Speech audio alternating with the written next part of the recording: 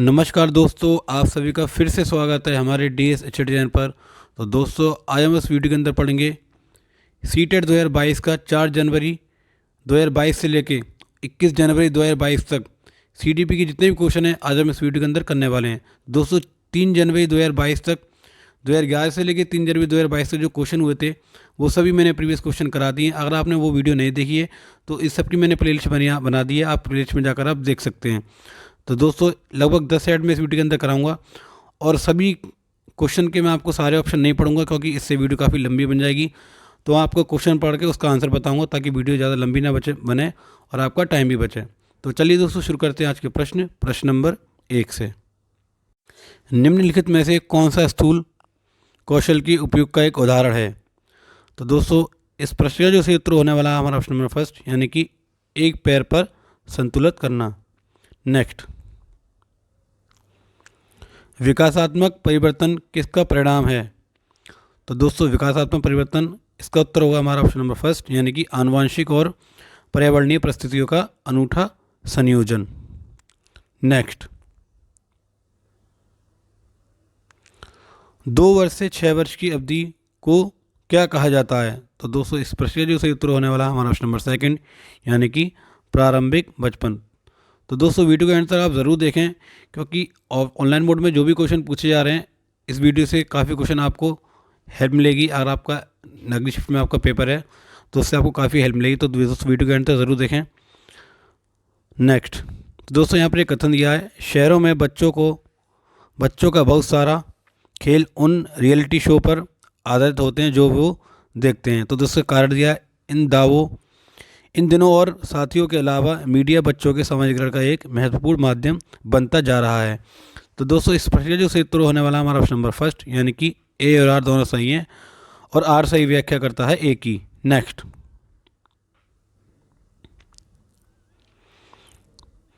तो दोस्तों, प्याजे द्वारा अधिगम को सुगम बनाने के लिए निम्नलिखित में से कौन से कारक महत्वपूर्ण माने जाते हैं?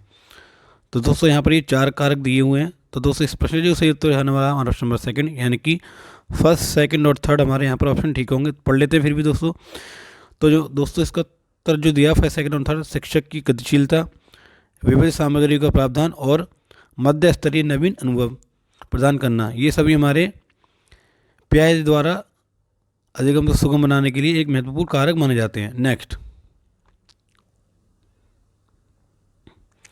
किस स्तर पर बच्चों में अपने आसपास की दुनिया के बारे में एक जीववाद दृष्टिकोण होता है और वे मानते हैं कि पेड़ पौधों और चलते हुए बादलों और लुढ़कते पत्थरों की मंशाएं और इरादे हो सकते हैं? तो दोस्तों, इस प्रश्न का जो सही उत्तर होगा ऑप्शन नंबर सेकंड, यानी कि पूर्व संक्रियात्मक अवस्था के अंतर्गत ये विचारधारा पियाजे की आती है। नेक्स्ट,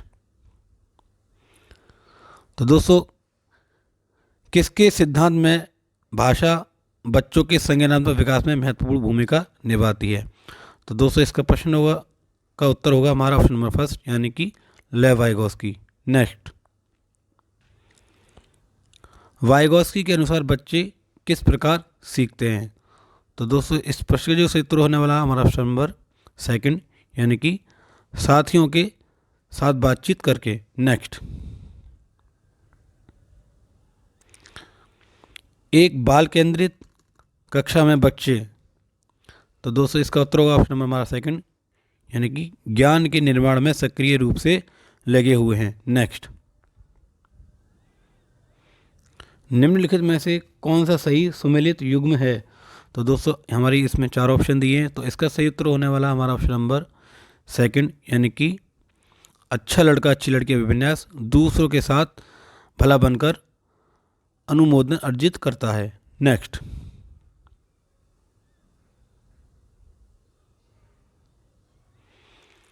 हार्वर्ड गार्डनर के सिद्धांत में डैश बुद्धि वाले व्यक्ति वनस्पतियों और जीवों की विभिन्न प्रजातियों की सुंदरता को पहचान सकते हैं और जान सकते हैं। तो दोस्तों, इस प्रश्न जो सही उत्तर होने वाला हमारा ऑप्शन नंबर फर्स्ट, सेकंड, यानी कि प्रकृतिवादी। नेक्स्ट,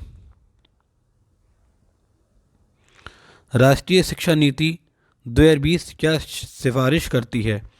तो दोस्तों, इसका उत्तर होगा राष्ट्रीय शिक्षा नीति 2020 हमारी बहुभाषावाद पर की सिफारिश करती है। नेक्स्ट, एक शिक्षिका यह धारणा रखती है कि लड़के अधिक बुद्धिमान और जोखिम लेने वाले होते हैं और लड़कियां आज्ञाकारी और ईमानदार होती हैं और उनके अनुसार व्यवहार करती हैं। यह किसका उदाहरण है? तो दोस्तों इस प्रश्न से तो होने वाला ऑप्शन नंबर फर्स्ट, यानी कि जेंडर पक्षपात। नेक्स्ट,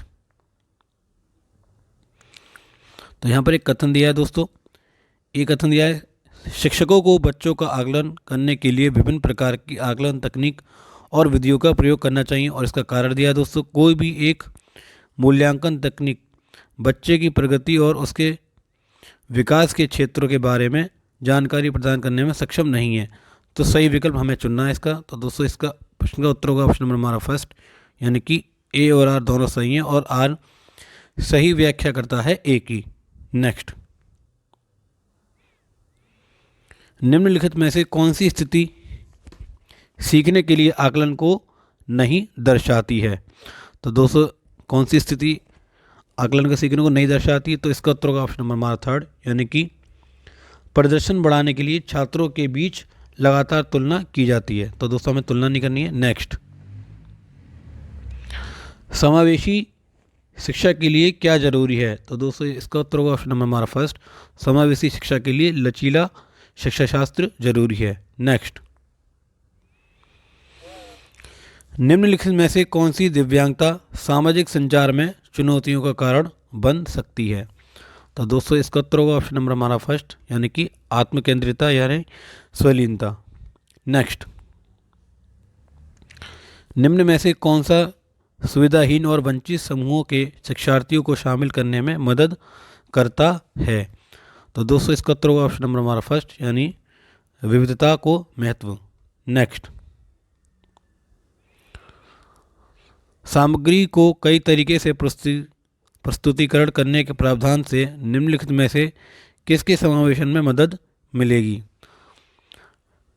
तो दोस्तों ये हमारा क्वेश्चन दिया और 4 पॉइंट दिए हैं, यानी कि श्रवण बाधित छात्र, दृष्टि बाधित छात्र, अधिगम कठिनाई महसूस करने वाले छात्र और गतिमान दिव्यांगता वाले छात्र। तो दोस्तों इस प्रश्न से उत्तर होने वाला हमारा ऑप्शन नंबर फर्स्ट, यानी कि श्रवण बाधित छात्र। नेक्स्ट,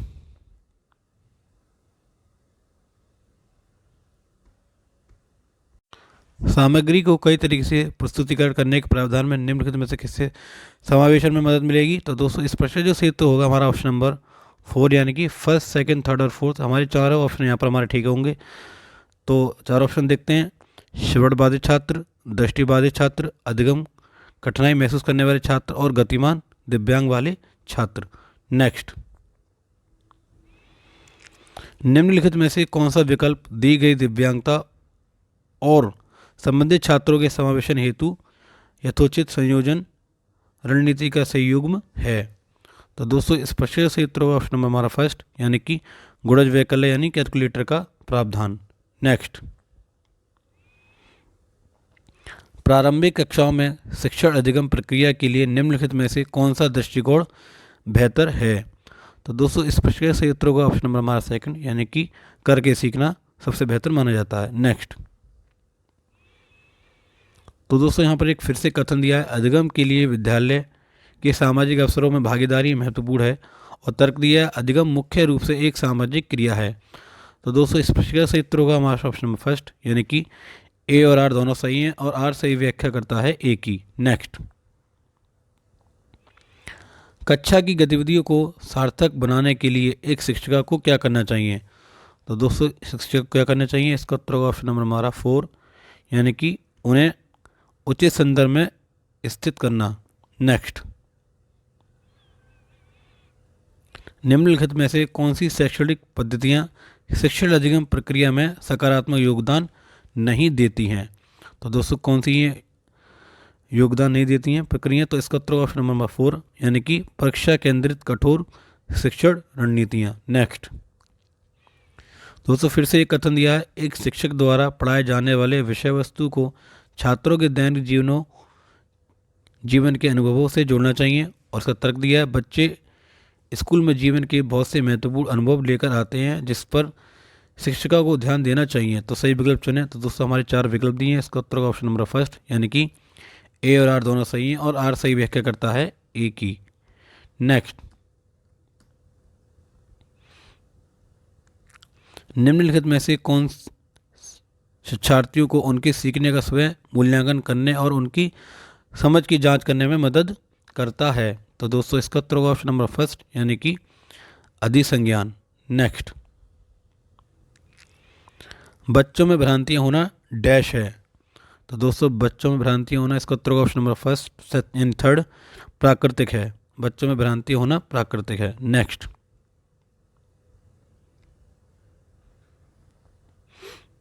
एक विद्यार्थी जो अधिगम असहायता महसूस कर रहा है वह, इसका उत्तर होगा ऑप्शन नंबर फोर, यानी कि शैक्षिक गतिविधियों से अलगाव रखेगा। नेक्स्ट, निम्नलिखित में से कौन सा आंतरिक प्रेरणा का उदाहरण है? तो दोस्तों इसका उत्तर होगा ऑप्शन नंबर फर्स्ट, यानी कि रुचि के कारण एक नई भाषा सीखना। नेक्स्ट, ये सेट का दोस्तों लास्ट क्वेश्चन है। अधिगम को प्रभावित करने वाला निम्नलिखित में से कौन सा एक कारक पर्यावरणीय कारक है?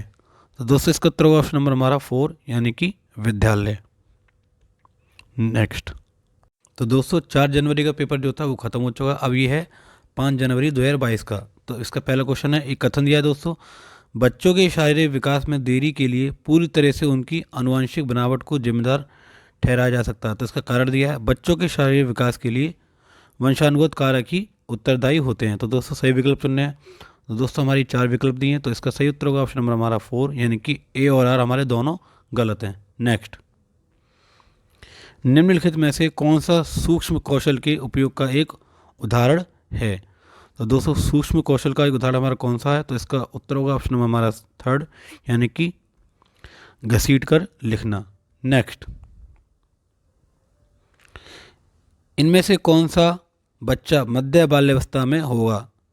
तो दोस्तों इसका उत्तर होगा हमारा ऑप्शन नंबर सेकंड, यानी कि एक बच्चा जिसने नियमों के अर्थ की समझ विकसित कर ली है और तर्क कर सकता है। नेक्स्ट,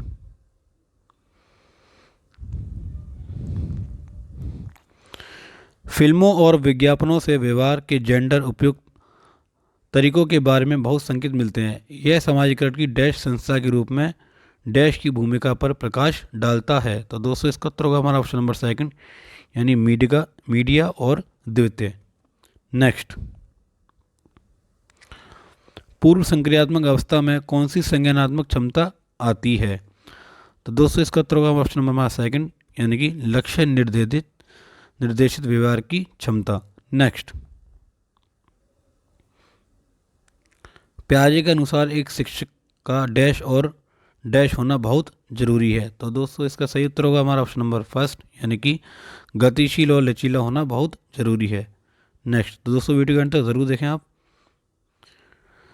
लेव वाइगोस्की के विचार में, तो दोस्तों लेव वाइगोस्की के विचार में क्या फ़र्क है? इसका उत्तर होगा ऑप्शन नंबर हमारा थर्ड, यानी कि भाषा संज्ञानात्मक विकास में को सुगम बनाती है। नेक्स्ट, लेव वाइगोस्की के अनुसार निम्नलिखित में से कौन से कारक बच्चों के संज्ञानात्मक विकास को सुगम बनाते हैं? तो दोस्तों इसका उत्तर होगा हमारा ऑप्शन नंबर थर्ड, यानी कि फर्स्ट और सेकंड ऑप्शन हमारे यहाँ ठीक होंगे। तो पढ़ लेते हैं फर्स्ट और सेकंड। तो फर्स्ट ऑप्शन है हमारा सांस्कृतिक उपकरण और सेकंड हमारा सामाजिक संपर्क। संतुलन और पुरस्कार इसके अंतर्गत नहीं आते हैं। नेक्स्ट, एक बाल केंद्रित कक्षा में अधिगम। तो दोस्तों एक बाल केंद्रित कक्षा में अधिगम का क्या होगा? शिक्षकों, इसका उत्तर होगा ऑप्शन नंबर थर्ड, यानी शिक्षक और छात्रों द्वारा सह निर्मित है। नेक्स्ट, लॉरेंस कोलबर्ग के नैतिक विकास के सिद्धांत के किस चरण में बच्चे दूसरे के इरादों को की अपेक्षा करता है और इसके बजाय अधिकार और नकारात्मक परिणामों के डर पर ध्यान केंद्रित करते हैं? तो दोस्तों इसका उत्तर होगा ऑप्शन नंबर हमारा फर्स्ट, यानी कि सजा और आज्ञाकारिता अभिविन्यास। नेक्स्ट, हावर्ड गार्डनर के सिद्धांत में सोच को व्यक्त करने के लिए धारा प्रवाह और लचीले ढंग से भाषा का उपयोग करने की क्षमता डैश बुद्धि की विशेषता है। तो दोस्तों इसका उत्तर होगा हमारा ऑप्शन नंबर फर्स्ट, यानी कि भाषाई बुद्धि की विशेषता है। नेक्स्ट, निम्नलिखित में से कौन सी रणनीति कक्षा में व्यक्तिगत मतभेदों को पूरा करने के लिए प्रभावी नहीं है। तो दोस्तों इसका उत्तर होगा हमारा ऑप्शन नंबर 4, यानी कि छात्रों में कमियों को पहचानें और उन्हें ठीक करें। नेक्स्ट, 4 साल के राहुल को एक गुड़िया उपहार में मिलने पर वह बोला, मैं इसका क्या करूँगा, लड़के गुड़ियों से नहीं खेलते, यह क्या दर्शाता है। तो दोस्तों इसका उत्तर होगा हमारा ऑप्शन नंबर 3, यानी कि जेंडर रूढ़िवादिता। नेक्स्ट, सीखने के आकलन के बजाय सीखने के लिए आकलन सुनिश्चित करने के लिए एक शिक्षक को चाहिए कि वह, तो इसका उत्तर होगा हमारा ऑप्शन नंबर 2, यानी कि शिक्षण अधिगम की दैनिक प्रक्रिया में आकलन को शामिल करे। नेक्स्ट, किस तरह के प्रश्न पूछकर बच्चों में समालोचनात्मक सोच को बढ़ावा दिया जा सकता है। तो दोस्तों इसका उत्तर होगा हमारा ऑप्शन नंबर 4, यानी कि बीजों के अंकुरण के लिए हवा की आवश्यकता होती है, सिद्ध करने के लिए एक प्रयोग की रूपरेखा तैयार की जाए। नेक्स्ट, एक समावेशी व्यवस्था में कौन किसकी ज़रूरतों के अनुसार यथोचित संयोजन करता है। तो दोस्तों इसका उत्तर होगा ऑप्शन नंबर हमारा 2, यानी कि स्कूल छात्र की ज़रूरतों के अनुसार, स्कूल जो है छात्रों की ज़रूरतों के अनुसार हमारा करता है। नेक्स्ट, तो नेक्स्ट क्वेश्चन दिया दोस्तों हमारा, वो छात्र जिन्हें डैश है उन्हें पाठ पढ़ने और लंबे अंशों को समझने में लगातार चुनौतियों का सामना करना पड़ता है। तो इस तरह के छात्र हमारे किसके अंतर्गत आते हैं। तो दोस्तों इसका उत्तर होगा हमारा ऑप्शन नंबर 3, यानी कि पठन वैकल्य। नेक्स्ट, सुविधाहीन और वंचित समूहों के शिक्षार्थियों को संबोधित करने के लिए एक शिक्षक को क्या करना चाहिए। तो दोस्तों इसका उत्तर होगा ऑप्शन नंबर हमारा 1, यानी कि सभी छात्रों में अपनेपन की भावना को बढ़ावा देना चाहिए। नेक्स्ट, विविध आवश्यकताओं वाले शिक्षार्थियों वाली कक्षा में शिक्षक को निम्नलिखित के लिए विकल्प उपलब्ध नहीं करने चाहिए। तो दोस्तों इसका उत्तर होगा ऑप्शन नंबर 4, यानी कि शिक्षार्थियों के बारे में रूढ़िबद्धता। नेक्स्ट, दिव्यांग छात्रों की शिक्षा के संदर्भ में निम्नलिखित में से किस प्रावधान को राष्ट्रीय शिक्षा नीति 2020 द्वारा बढ़ावा नहीं दिया गया है। तो दोस्तों इसका उत्तर होगा हमारा ऑप्शन नंबर 3, यानी कि अनिवार्य विशेष शिक्षा। नेक्स्ट, बच्चे किस तरह सीखते हैं। तो दोस्तों हमारे 4 विकल्प दिए, पढ़कर, सुनकर, देखकर या क्रिया कर कर। तो दोस्तों हमारे इसका उत्तर होगा हमारा ऑप्शन नंबर हमारा 4, यानी कि ये सभी क्रियाओं द्वारा बच्चे हमारे सीखते हैं। 1st, 2nd, 3rd and 4th 4 option हमारे यहाँ पर ठीक होंगे। तो बच्चे हमारे पढ़कर, सुनकर, देखकर और क्रिया कर कर सभी प्रकार से बच्चे यहाँ पर हमारे सीखते हैं। नेक्स्ट, तो दोस्तों यहाँ पर एक कथन दिया है, यह महत्वपूर्ण है कि विद्यार्थियों को अपने स्वयं के अधिगम पर कुछ नियंत्रण करने की अनुमति दी जाए। और इसका तर्क दिया है, अपने अधिगम पर नियंत्रण रखने से विद्यार्थियों को यह निर्णय लेने में मदद मिलती है कि क्या सीखना है और कैसे। तो इसका सही विकल्प हमें चुनना है। तो इसका सही उत्तर होगा हमारा ऑप्शन नंबर 1, ए और आर दोनों सही हैं और आर सही व्याख्या करता है ए की। नेक्स्ट, तो नेक्स्ट क्वेश्चन है दोस्तों, एक शिक्षक को उन गतिविधियों को बढ़ावा देना चाहिए जो डैश हो। तो दोस्तों इसका उत्तर होगा हमारा ऑप्शन नंबर 2, यानी कि सांस्कृतिक रूप से उपयुक्त। नेक्स्ट, एक शिक्षक को ऐसी गतिविधियों की रूपरेखा तैयार करनी चाहिए जो डैश को बढ़ावा दे। तो दोस्तों किसको बढ़ावा दे, हमारे अपसारी चिंतन सोच को बढ़ावा दे। नेक्स्ट, समकालीन सिद्धांतकारों के अनुसार सीखना प्राथमिक रूप से एक डैश गतिविधि है। तो दोस्तों इसका उत्तर होगा ऑप्शन नंबर 4, यानी कि सामाजिक गतिविधि है। नेक्स्ट, एक कथन दिया है दोस्तों, एक शिक्षक को छात्रों के बीच समस्या समाधान रणनीतियों के विकास की सुविधा प्रदान करनी चाहिए। और इसका कारण दिया है, समस्या समाधान की रणनीतियाँ अधिगम में सुधार करती हैं और समालोचनात्मक चिंतन को बढ़ाती हैं। तो इसका सही विकल्प चुनना है। तो इसका सही उत्तर होगा ऑप्शन नंबर हमारा 1, ये दोनों हमारी बात है ठीक है। तो ए और आर दोनों सही हैं और आर सही व्याख्या करता है ए की। नेक्स्ट, छात्रों के बीच भ्रांतियों को डैश महत्वपूर्ण है। तो दोस्तों छात्रों के बीच की भ्रांतियों को, इसका उत्तर होगा ऑप्शन नंबर 2, यानी भ्रांतियों को पहचानना महत्वपूर्ण है। नेक्स्ट, छात्रों में भय का भाव। तो दोस्तों इसका उत्तर होगा ऑप्शन नंबर सेकंड, यानी कि अधिगम के लिए हानिकारक है। छात्रों में भय का भाव अधिगम के लिए हानिकारक होता है। नेक्स्ट, निम्नलिखित में से कौन सा विकल्प छात्रों को महारत हासिल करने हेतु सीखने के लिए प्रेरित करेगा? तो दोस्तों इसका उत्तर होगा ऑप्शन नंबर फर्स्ट, यानी कि योग्यता की चाह। नेक्स्ट, ये दोस्तों इस सेट का आखिरी प्रश्न है। फिर चलते हैं हम अपने अगले सेट पर। अर्थपूर्ण अधिगम को सुसाध्य करने के लिए एक शिक्षिका को क्या करना चाहिए? तो दोस्तों इसका उत्तर होगा ऑप्शन नंबर 4, यानी कि संप्रत्ययों की समझ को महत्व देना चाहिए। चलते हैं दोस्तों अपने अगले सेट पर। तो दोस्तों 4 जनवरी और 5 जनवरी 2022 के पेपर हम सॉल्व कर चुके हैं। ये है 6 जनवरी 2022 का पेपर। तो चलिए दोस्तों शुरू करते हैं इस पेपर को हम। तो क्वेश्चन नंबर 1 से, बच्चों के विकास का क्रम डैश। तो दोस्तों बच्चों के विकास का क्रम, इसका उत्तर होगा ऑप्शन नंबर सेकंड, सामान्य से विशिष्ट की ओर होता है। नेक्स्ट, सेकंड क्वेश्चन दोस्तों इसका कथन दिया है, वह बच्चे जो उच्च आय वाले परिवार से हैं उन बच्चों से अपना दिन बहुत अलग बिताते हैं जो निम्न आय वाले परिवार से है। तो इसका तर्क दिया है, बचपन की संकल्पना सार्वभौमिक नहीं है तथा बचपन में बहुत विविधता है। तो इसका सही विकल्प हमें चुनना है। तो इसका उत्तर होगा ऑप्शन नंबर हमारा फर्स्ट, यानी कि ए और आर दोनों सही हैं और आर सही व्याख्या करता है ए की। नेक्स्ट, एक बच्चा अपने पहले अपने हाथ से बॉल जैसी बड़ी चीज़ों का पकड़ना सीखता है, उसके बाद चिमटी पकड़ने का इस्तेमाल करके एक मटर उठाना सीखता है। यह उदाहरण विकास के किस सिद्धांत को दर्शाता है? तो दोस्तों इसका उत्तर होगा ऑप्शन नंबर सेकंड, यानी कि समीप दूराभिमुख। नेक्स्ट, दोस्तों फिर से एक कथन वाला क्वेश्चन दिया है। पहले कथन दिया है हमारा, बच्चे अपने समाज के बारे में जानकारी, कौशल, मूल्य और रीतियों केवल अभिभावकों से ही सीखते हैं। और इसका तर्क दिया है, बच्चों को सामाजिकरण का एक सरल व रैखिक प्रक्रिया है। तो दोस्तों सही विकल्प हमें इसका चुनना है। तो दोस्तों इसका उत्तर होगा ऑप्शन नंबर हमारा 4, यानी कि ए और आर दोनों हमारे गलत हैं। नेक्स्ट,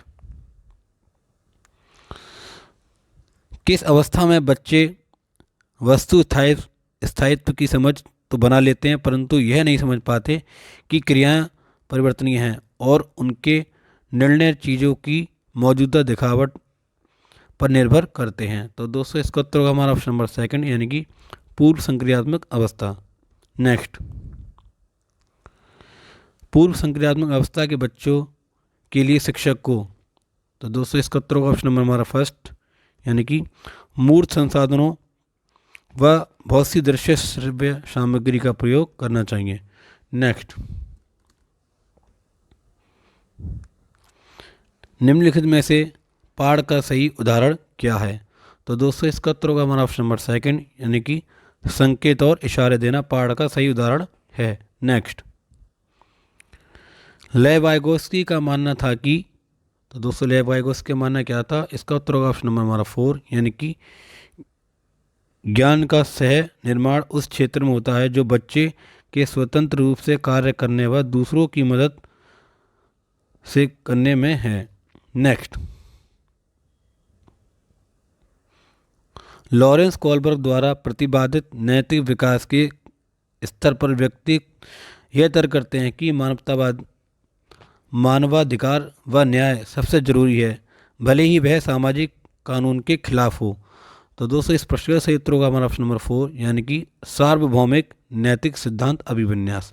नेक्स्ट, एक प्रगतिशील कक्षा में अधिगम। तो दोस्तों इसका उत्तर होगा ऑप्शन नंबर हमारा सेकंड, यानी कि एक प्रगतिशील कक्षा में अधिगम एक सामाजिक प्रक्रिया होती है। नेक्स्ट,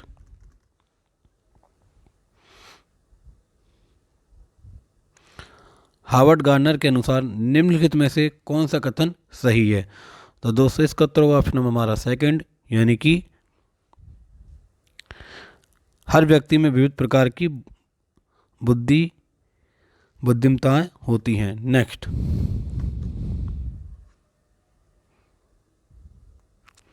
राष्ट्रीय शिक्षा नीति 2020 पूरे देश के लिए प्राथमिक स्तर पर किस भाषा को निर्देश के माध्यम से प्रस्तावित करती है? तो दोस्तों इसका उत्तर होगा ऑप्शन नंबर 4, यानी कि मातृभाषा और घर की भाषा को राष्ट्रीय शिक्षा नीति में महत्वपूर्ण स्थान दिया है। नेक्स्ट, बैठने की व्यवस्था में लचीलापन, अधिगमकर्ताओं का समूह में कार्य करना किस कक्ष की विशेषताएं है? तो दोस्तों इसका उत्तर होगा हमारा ऑप्शन नंबर सेकंड, यानी कि सामाजिक संरचनावादी कक्ष। नेक्स्ट, किस प्रकार का शिक्षा शास्त्र एक शिक्षक को अपनी कक्षा में व्यक्तिगत भिन्नताओं का ध्यान रखने में मदद करेगा? तो दोस्तों इसका उत्तर होगा हमारा ऑप्शन नंबर 4, यानी कि संलग्न व संदर्भित। नेक्स्ट, राष्ट्रीय शिक्षा नीति 2020 के अनुसार मूल्यांकन का उद्देश्य क्या है? तो दोस्तों इसका उत्तर होगा ऑप्शन नंबर 3, यानी कि बच्चों को सीखने की प्रक्रिया में मदद करना। नेक्स्ट, समावेशन का क्या अर्थ है? तो दोस्तों इसका उत्तर होगा, समावेशन का हमारा अर्थ है सभी विद्यार्थियों का उनकी सामाजिक पहचान से निरपेक्ष होकर अपनाना। नेक्स्ट, विविध संस्कृतियों पृष्ठभूमि के विद्यार्थियों को सफलतापूर्वक सम्मिलित करने के लिए शिक्षक को निम्नलिखित में से किससे बचना चाहिए? तो दोस्तों इसका उत्तर होगा हमारा ऑप्शन नंबर 2, यानी कि प्रभुत्वशाली समूहों के अनुभवों को प्राथमिकता है। नेक्स्ट, डिसलेक्सिया मुख्य रूप से किस कठिनाई से जुड़ा है? तो दोस्तों बहुत इजी क्वेश्चन है, इसका उत्तर ऑप्शन नंबर 1, यानी कि डिसलेक्सिया हमारे पढ़ने से संबंधित जुड़ा एक विकार होता है। नेक्स्ट, निम्नलिखित में से कौन सा अभ्यास अधिगम अक्षमता वाले विद्यार्थियों को समावेशन सुनिश्चित करने में प्रभावकारी या प्रभावी होगा? तो दोस्तों इसका उत्तर होगा ऑप्शन नंबर 4, यानी कि सूचना प्राप्त करने के लिए कई विकल्प प्रदान करें। नेक्स्ट, प्रतिभावान विद्यार्थी। तो दोस्तों प्रतिभावान विद्यार्थी कौन से होते हैं? तो दोस्तों इसका उत्तर होगा ऑप्शन नंबर 1, यानी कि जानकारी को जल्दी और सही तरीके से अवशोषित करते हैं। नेक्स्ट, एक शिक्षक को अपने विद्यार्थियों को किसी प्रश्न का उत्तर देने के लिए सहज अनुमान लगाने के लिए डैश करना चाहिए? तो दोस्तों इसका उत्तर होगा ऑप्शन नंबर 1, यानी कि प्रोत्साहित करना चाहिए। नेक्स्ट,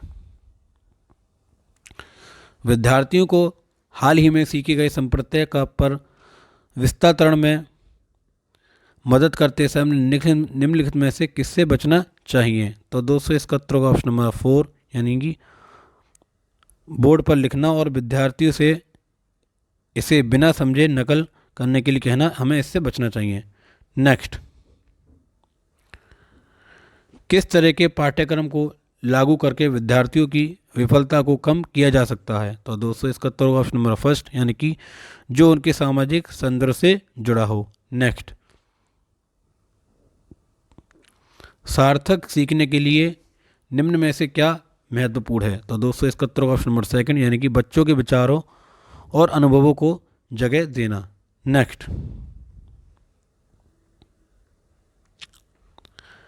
विद्यार्थियों को नए संप्रत्यय पढ़ाते समय शिक्षक को निम्नलिखित में से किससे बचना चाहिए?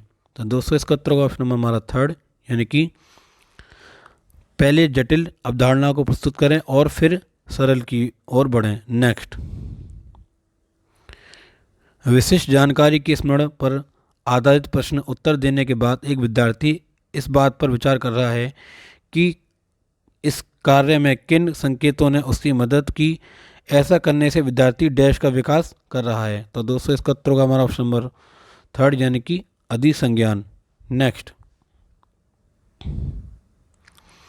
लक्ष्य प्राप्त करने के चरण दर चरण निर्देश को डैश कहा जाता है? तो दोस्तों इसका उत्तर होगा ऑप्शन नंबर 1, यानी कि कलन विधि। नेक्स्ट, विद्यार्थियों के बीच भ्रांतियां उनके बारे में क्या बतलाती हैं? तो दोस्तों इसका उत्तर होगा ऑप्शन नंबर 3, यानी कि अवधारणाओं के बारे में भोली और सहज समझ। नेक्स्ट, निम्नलिखित में से कौन सी स्थिति विद्यार्थियों में गर्व का कारण बन सकती है? तो दोस्तों इसका उत्तर होगा ऑप्शन नंबर 3, यानी कि जब सफलता का कारण स्वयं को माना जाता है। नेक्स्ट, ये दोस्तों इस सेट का आखिरी प्रश्न है। निम्नलिखित में से कौन सा कथन आंतरिक प्रेरणा का उदाहरण है? तो दोस्तों इसका उत्तर होगा ऑप्शन नंबर 1, यानी कि मुझे पढ़ाई करनी चाहिए क्योंकि संप्रत्यय की समझ बनाने के लिए ज़रूरी है। तो दोस्तों 6 जनवरी का भी पेपर हमने सीडीपी का ख़त्म करा दिया। अब मैं आपको कराऊंगा 7 जनवरी 2022 का पेपर। दोस्तों मैं आपके सभी ऑप्शन इसलिए नहीं पढ़ रहा हूँ क्योंकि इससे वीडियो काफ़ी लंबी हो जाएगी और आप लोगों का भी टाइम बचेगा, क्योंकि अब इतना टाइम नहीं है आपको सभी क्वेश्चन ठीक से कराए जाएँ। तो दोस्तों आप अगर आपको क्वेश्चन या 4 विकल्प ठीक से पढ़ लें तो आप वीडियो रोककर आप देख सकते हैं।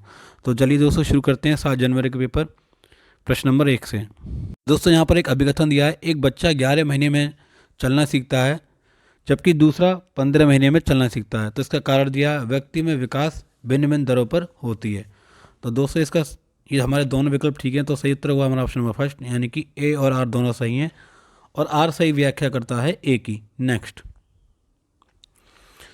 विकास निम्न में से किस पर निर्भर है? आनुवंशिक बनावट, भौतिक वातावरण या सामाजिक सांस्कृतिक कारण। तो दोस्तों इस प्रश्न जो सही उत्तर होगा ऑप्शन नंबर 4, यानी कि फर्स्ट, सेकंड और थर्ड हमारे तीनों कारण यहाँ पर हमारे ठीक हैं। तो विकास निम्न में से हमारा आनुवंशिक बनावट, भौतिक वातावरण और सामाजिक सांस्कृतिक कारक तीनों से हमारा पर निर्भर होता है। नेक्स्ट, किस अवस्था में प्रतीकात्मक खेल बढ़ता है तथा संज्ञानात्मक विकास को समर्थन देता है? तो दोस्तों इसका उत्तर होगा हमारा सेकंड, यानी कि पारंपरिक बाल्यावस्था। नेक्स्ट, निम्न में से बच्चों के प्राथमिक समाजीकरण की संस्था कौन सी है? तो दोस्तों बहुत इजी क्वेश्चन है, इसका उत्तर होगा हमारा ऑप्शन नंबर 4, यानी कि परिवार हमारे प्राथमिक समाजीकरण की संस्था है। नेक्स्ट, एक 5 वर्ष की बच्ची यह तर्क करने में विफल रहती है कि जब पानी को एक लंबे और संकीर्ण गिलास से एक चौड़े बर्तन में स्थानांतरित किया जाता है तो पानी की मात्रा समान रहती है। पियाजे के अनुसार इसका क्या कारण है? तो दोस्तों इसका उत्तर होगा हमारा ऑप्शन नंबर फर्स्ट, यानी कि वह प्रतिवर्ती सोच नहीं रखती है। नेक्स्ट, लेवाइगोस्की सिद्धांत के अनुसार हमारी संज्ञानात्मक संरचनाओं की बनावट हमारी संज्ञानात्मक प्रक्रिया में बदलाव किसके द्वारा होता है? तो दोस्तों इसका उत्तर होगा हमारा ऑप्शन नंबर सेकंड, यानी कि सांस्कृतिक उपकरण। नेक्स्ट, वाइगोस्की के अनुसार इनमें से कौन सा कारक संज्ञानात्मक विकास में महत्वपूर्ण भूमिका निभाता है? तो दोस्तों इसका उत्तर होगा ऑप्शन नंबर फर्स्ट, यानी कि लैंग्वेज यानी भाषा। भाषा जो है हमारी महत्वपूर्ण भूमिका निभाता है वाइगोस्की के अनुसार। नेक्स्ट, समूह में चर्चा करना और सकारात्मक शिक्षक छात्र संबंध किस कक्ष की विशेषता है? तो दोस्तों इसका उत्तर होगा ऑप्शन नंबर फर्स्ट, यानी कि प्रगतिशील कक्ष। नेक्स्ट, बाल केंद्रित कक्ष में विद्यार्थी। तो दोस्तों बाल केंद्रित कक्ष में विद्यार्थी कैसे होते हैं? तो इसका उत्तर होगा ऑप्शन नंबर सेकंड, यानी ज्ञान के सक्रिय निर्माता होते हैं। नेक्स्ट,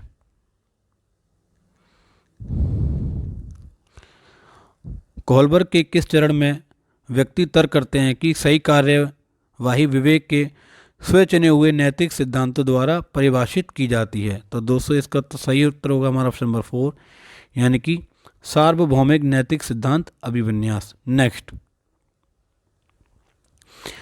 हावर्ड गार्डनर के अनुसार वह व्यक्ति जिनमें दूसरों की मंशाओं, भावनाओं और व्यवहारों को समझने व उनके साथ संबंध बनाने की क्षमता होती है, उनमें कौन सी बुद्धि होती है? तो दोस्तों इसका उत्तर होगा ऑप्शन नंबर सेकंड, यानी अंतर्वैयक्तिक बुद्धि। नेक्स्ट, जब बच्चे स्कूल में प्रवेश करते हैं, तो दोस्तों इसका उत्तर होगा ऑप्शन नंबर फर्स्ट, जब बच्चे स्कूल में प्रवेश करते हैं तो उन्हें अपनी मातृभाषा में बोलने की अनुमति दी जानी चाहिए क्योंकि अभिव्यक्ति महत्वपूर्ण है। तो दोस्तों आप 4 ऑप्शन भी देख सकते हैं। नेक्स्ट, लड़कों को उपहार में खेलने के लिए अक्सर कार और यांत्रिक ब्लॉक, लड़कियों को गुड़ियाँ व चित्रकारी के संसाधन दिए जाते हैं। यह अनुपयुक्त प्रथा क्या दर्शाती है? तो दोस्तों बहुत इजी क्वेश्चन है, इसका उत्तर होगा हमारा ऑप्शन नंबर थर्ड, यानी कि जेंडर पक्षपात। नेक्स्ट, एक शिक्षिका को बच्चों के अपने आप से बात करने या व्यक्तिगत बात को क्या प्रतिक्रिया देनी चाहिए? तो दोस्तों इसका उत्तर होगा ऑप्शन नंबर हमारा थर्ड, यानी कि उसे प्रोत्साहित करना चाहिए क्योंकि इससे स्वनियमन सुसाधित होता है। नेक्स्ट, निम्नलिखित में से कौन सा कथन कक्षा में सवाल पूछने के संदर्भ में सही नहीं है? तो दोस्तों इस प्रश्न का जो सही उत्तर होगा हमारा ऑप्शन नंबर फर्स्ट, यानी कि विद्यार्थियों से प्रश्न के उत्तर पूछने का मुख्य उद्देश्य उनका परीक्षण करना है। नेक्स्ट, समावेशी शिक्षा के लिए निम्न में से कौन सहायक है? तो दोस्तों हमारे चार ऑप्शन दिए हैं। इन चारों ऑप्शनों में से हमारा जो सही उत्तर होगा ऑप्शन नंबर हमारा थर्ड, यानी कि विद्यार्थियों की आवश्यकता के अनुसार उचित आवास। नेक्स्ट, निम्नलिखित में से कौन किसी व्यक्ति के हाथ से आंख के तालमेल, संतुलन और शारीरिक निपुणता की क्षमता को प्रभावित करता है? तो दोस्तों इस प्रश्न का जो सही उत्तर होने वाला हमारा ऑप्शन नंबर फोर, यानी कि गति समन्वय वैकल्य। नेक्स्ट, उन विद्यार्थियों के सफल समावेशन के लिए जिन्हें दृष्टिबाधिता है, एक शिक्षिका को क्या करना चाहिए? तो दोस्तों जो दृष्टिबाधिता जो छात्र हैं उनके लिए शिक्षिका को क्या करना चाहिए? इसका उत्तर होगा ऑप्शन नंबर हमारा फर्स्ट, यानी कि आसपास की चित्र रूपी सामग्री में मौखिक स्पष्टीकरण जोड़ें। नेक्स्ट,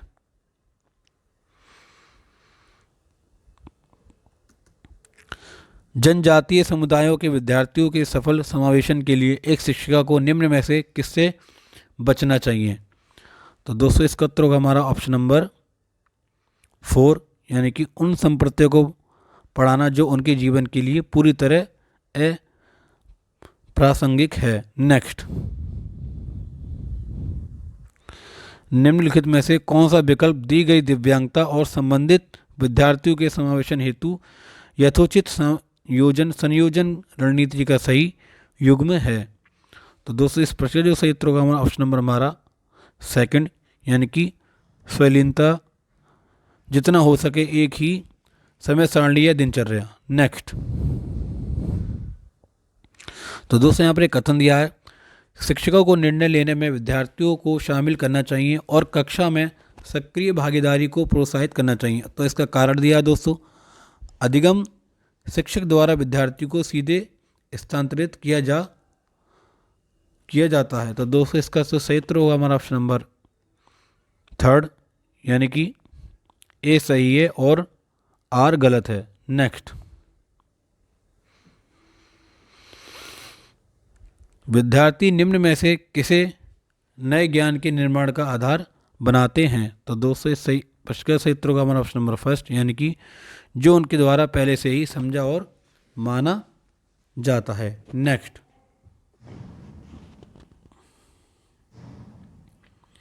सीखने के सामाजिक संबंध में निम्नलिखित में से कौन सा कथन सही नहीं है? तो दोस्तों इन चारों में से हमारा कौन सा विकल्प ठीक नहीं है? तो इसका उत्तर होगा हमारा ऑप्शन नंबर सेकंड, यानी कि सीखने का सभी कार्य व्यक्ति द्वारा उनके दिमाग में किया जाता है। नेक्स्ट, निम्न में से कौन सा कारक विद्यार्थियों की असफलता के लिए जिम्मेदार है? तो दोस्तों हमारी चार ऑप्शन दिए हैं, तो इस पर जो सही उत्तर होगा हमारा ऑप्शन नंबर फर्स्ट, यानी कि असंदर्भित पाठ्यक्रम। नेक्स्ट, प्रभावी अधिगम के लिए शिक्षार्थी डैश भागीदारी की आवश्यकता होती है। तो दोस्तों इसका उत्तर होगा हमारा ऑप्शन नंबर फर्स्ट, यानी कि प्रभावशाली अधिगम के लिए शिक्षार्थी की सक्रिय भागीदारी की आवश्यकता होती है। नेक्स्ट, अधिसंज्ञानात्मक कौशल। तो दोस्तों अधिसंज्ञानात्मक कौशल हमारे क्या होते हैं? तो दोस्तों इन चार विकल्पों में हमारा पहला ऑप्शन हमारा ठीक होगा, चिंतन और अधिगम को नियमित करते हैं। नेक्स्ट,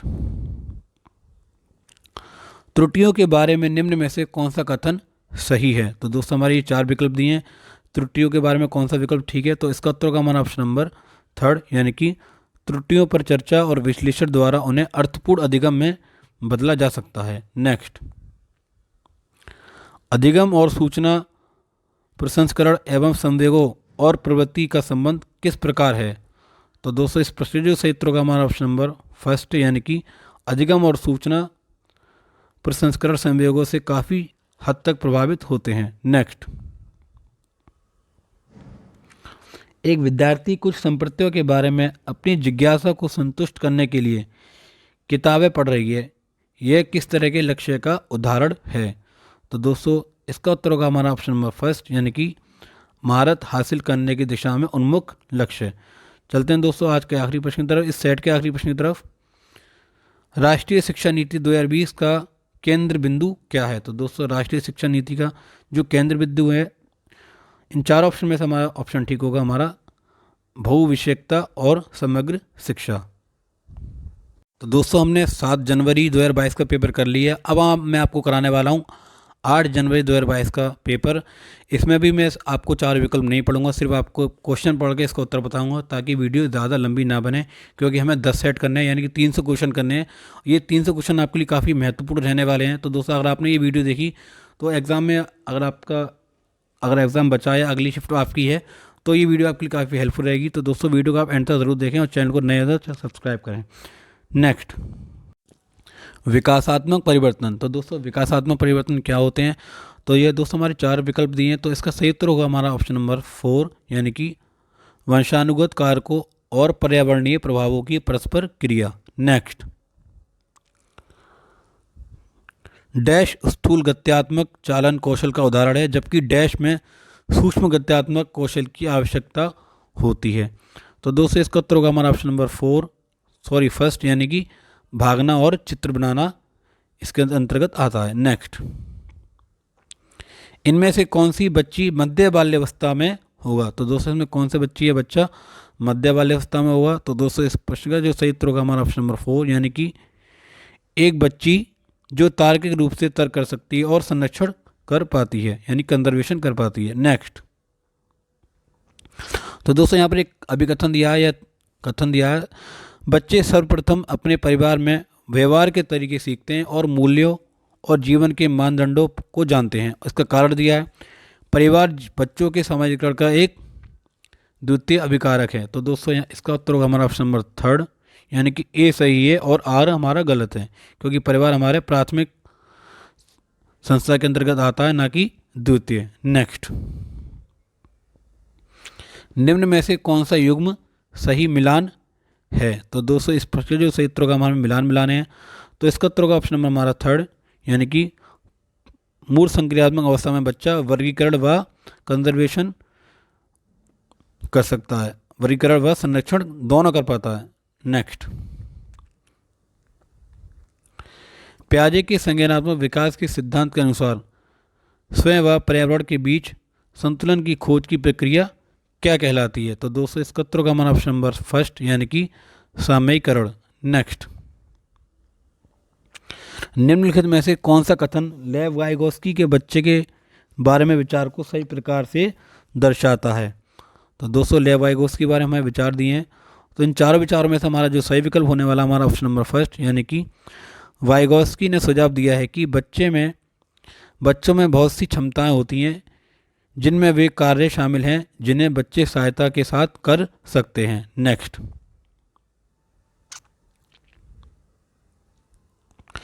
एक शिक्षिका किस संरचना का इस्तेमाल करती है जब वह एक बच्ची की जिक्सॉ पहेली बनाने में मदद करती है? इशारों व संकेतों से, 1 स्वतंत्र खोज, 2 पाठ, 3 उद्दीपन या फिर 4 अनुसरण। तो दोस्तों इस प्रश्न जो सही उत्तर होगा हमारा ऑप्शन नंबर 2, यानी कि पाठ। नेक्स्ट, तो यहाँ पर दोस्तों फिर से एक कथन दिया है, यानी कि असर्शन दिया है, एक बालक केंद्रित कक्षा व्यक्तिवादी होती है और एक कठोर संरचित पाठ्यक्रम का अनुसरण करती है, और इसका कारण दिया है, बच्चा सबसे अच्छा तब सीखता है जब शिक्षक तानाशाह और नियंत्रक होता है। तो दोस्तों इस प्रश्न जो सही उत्तर होगा ऑप्शन नंबर हमारा 4, यानी कि ए और आर हमारे यहाँ पर दोनों ही गलत है। नेक्स्ट, निम्नलिखित में से क्या एक प्रगतिशील कक्षा की विशेषता है? 1, 2, 3, 4 हमारे ये 4 विकल्प दिए हैं। तो दोस्तों प्रगतिशील शिक्षा की जो बात की गई है, इसका जो सही विकल्प होगा हमारा ऑप्शन नंबर 3, यानी कि गतिविधियां या कार्य करते समय बच्चों का मूल्यांकन किया जाता है। नेक्स्ट, अमूर्त तर्क देता है कि हम कानूनों को बदल सकते हैं यदि वे समाज की ज़रूरतों को पूरा नहीं कर सकते हैं, लेकिन यह आपसी सहमति और लोकतांत्रिक प्रक्रिया के माध्यम से किया जाना चाहिए। लॉरेंस कोहलरबर्ग के अनुसार अमृत नैतिक तर्क की किस अवस्था में आता है? तो दोस्तों इस प्रश्न जो सही उत्तर होगा हमारा ऑप्शन नंबर 2, यानी कि सामाजिक अनुबंधन अभिविन्यास। नेक्स्ट, हार्वर्ड गार्डनर के सिद्धांत में डैश बुद्धि के व्यक्तियों में अपनी पहचान, मानव अस्तित्व और जीवन के अर्थ के बारे में संवेदनशील होती है। तो दोस्तों इस प्रश्न जो सही उत्तर होगा हमारा ऑप्शन नंबर 4 यानी कि अंतःवैयक्तिक बुद्धि। नेक्स्ट, गिफ्ट के तौर पर कार मिलने पर एक 5 साल की बच्ची बोली, यह मेरे लिए नहीं है, लड़कियां कारों से नहीं खेलती। यह वाक्य क्या दर्शाता है? तो दोस्तों इस प्रश्न जो सही उत्तर होगा ऑप्शन नंबर हमारा 3 यानी कि जेंडर रूढ़िवादिता। नेक्स्ट, कक्षा में संस्कृति व भाषाई भिन्नताओं को ध्यान में रखते हुए कौन सी नीति प्रभावी होगी? तो दोस्तों हमारी ये 4 ऑप्शन दिए हैं। इन 4 ऑप्शन में से हमारा जो विकल्प सही होगा ऑप्शन नंबर हमारा 4 यानी कि विभिन्नताओं को अभाव के रूप में न देखना। नेक्स्ट, राष्ट्रीय शिक्षा नीति 2020 प्रस्तावित करती है कि मूल्यांकन। तो दोस्तों मूल्यांकन इसका उत्तर होगा ऑप्शन नंबर हमारा 2 यानी कि एक निश्चित अवधि में बच्चे की प्रगति का पता लगाने के लिए एक महत्वपूर्ण है। नेक्स्ट, समावेशी शिक्षा के लिए क्या आवश्यक है? तो दोस्तों समावेशी शिक्षा के लिए क्या आवश्यक है?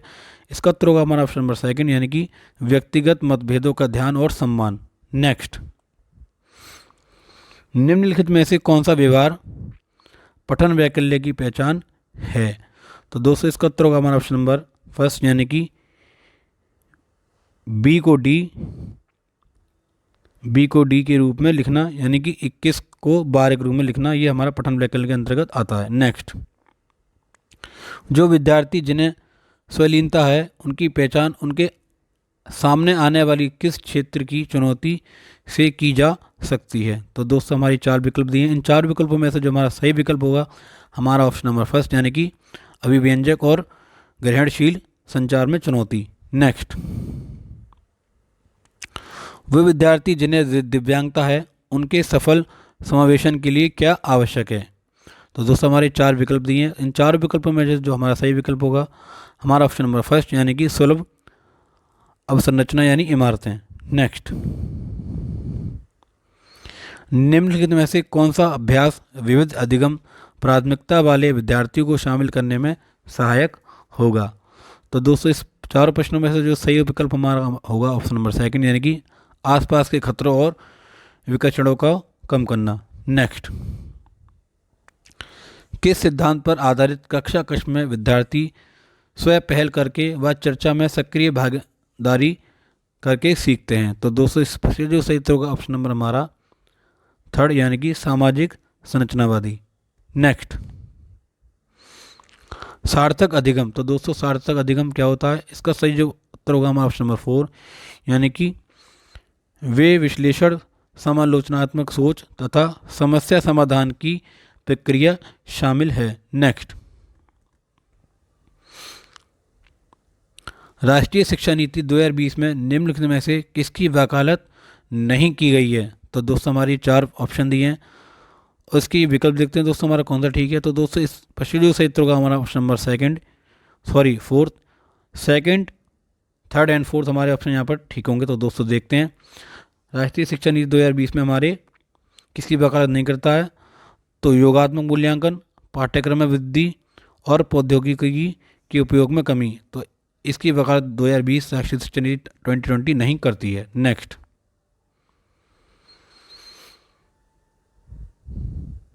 निम्नलिखित में से कौन सा युग्म प्रतिक्रिया और लक्ष्य अभिविन्यास का सही मिलाप है? तो दोस्तों हमारे 4 विकल्प दिए हैं। इन चारों विकल्पों में से जो हमारा सही विकल्प होगा हमारा ऑप्शन नंबर 1 यानी कि किसी विशेष रुचि के क्षेत्र में क्षमता में सुधार के लिए कार्यपत्र करना, महारत हासिल करने की दिशा में उन्मुख लक्ष्य। नेक्स्ट, विद्यार्थियों के अधिगम को सुसाध्य करने के लिए एक शिक्षिका को निम्नलिखित में से किस पर ध्यान देना चाहिए? तो दोस्तों ये हमारे 4 विकल्प दिए हैं, तो किस पर ध्यान देना चाहिए? इसका उत्तर होगा ऑप्शन नंबर 4 यानी कि बच्चों के पूर्व ज्ञान से संबंधित जोड़ना। नेक्स्ट, निम्नलिखित में से कौन सा विद्यार्थी द्वारा निर्मित भ्रांतियों से निपटने के लिए एक रचनात्मक दृष्टिकोण है? तो दोस्तों यहाँ हमारे 4 विकल्प दिए हैं, तो इसका जो सही विकल्प होगा हमारा ऑप्शन नंबर 3 यानी कि भ्रांतियों के प्रत्युत्तर हेतु प्रयोग और अवलोकन के अवसर देना। तो नेक्स्ट, निम्नलिखित में से क्या विद्यार्थियों के बीच किसी कार्य की संरचनात्मक समझ को सुसाध्य करने में सहायक है। तो दोस्तों हमारे ये चार विकल्प दिए हैं। इस चार विकल्पों में से जो हमारा सही विकल्प होगा हमारा ऑप्शन नंबर सेकंड, चर्चा और संवाद। नेक्स्ट, प्रभावी अधिगम हेतु एक शिक्षिका को विद्यार्थियों में डैश को सक्रिय करना चाहिए। तो दोस्तों यहाँ चारों विकल्पों में से हमारा जो सही विकल्प होगा हमारा ऑप्शन नंबर सेकंड, यानी कि क्षमता के वृद्धिशील होने की धारणा। नेक्स्ट, निम्नलिखित में से कौन सा बाह्य अभिप्रेरण का उदाहरण नहीं है। तो दोस्तों इन चारों विकल्पों में से जो हमारा सही विकल्प होगा ऑप्शन नंबर हमारा सेकंड, यानी कि ज्ञान प्राप्त करने के लिए वाद विवाद समूह में शामिल होना। चलते हैं दोस्तों इस सेट के आखिरी प्रश्न की तरफ। डैश के इस्तेमाल से विद्यार्थियों की उपलब्धि में डैश होने की संभावना है। तो दोस्तों इस पर जो सही उत्तर होगा ऑप्शन नंबर हमारा सेकंड, यानी थर्ड, सामाजिक सहयोग व वृद्धि। तो दोस्तों 8 जनवरी 2022 का मैं पेपर करा चुका हूँ। 9 जनवरी को आपका कोई पेपर हुआ नहीं था, तो अब मैं शुरू करने जा रहा हूँ 10 जनवरी 2022 का पेपर। तो इसमें भी मैं आपको चारों विकल्प नहीं पढ़ूंगा, क्वेश्चन पढ़ के आपको इसका उत्तर बताऊंगा ताकि आपका टाइम बच सके। चलिए दोस्तों शुरू करते हैं इसके प्रश्न नंबर 1। निम्नलिखित में से कौन सा कथन सही नहीं है। तो दोस्तों जो नहीं है वाली जो ऑप्शन है आपको एग्जाम हॉल में इसके विकल्प ज़रा ठीक से देखने हैं। तो दोस्तों इस प्रश्न जो सही उत्तर होगा ऑप्शन नंबर हमारा सेकंड, यानी कि विकास केवल आनुवांशिकता से प्रभावित होता है। नेक्स्ट,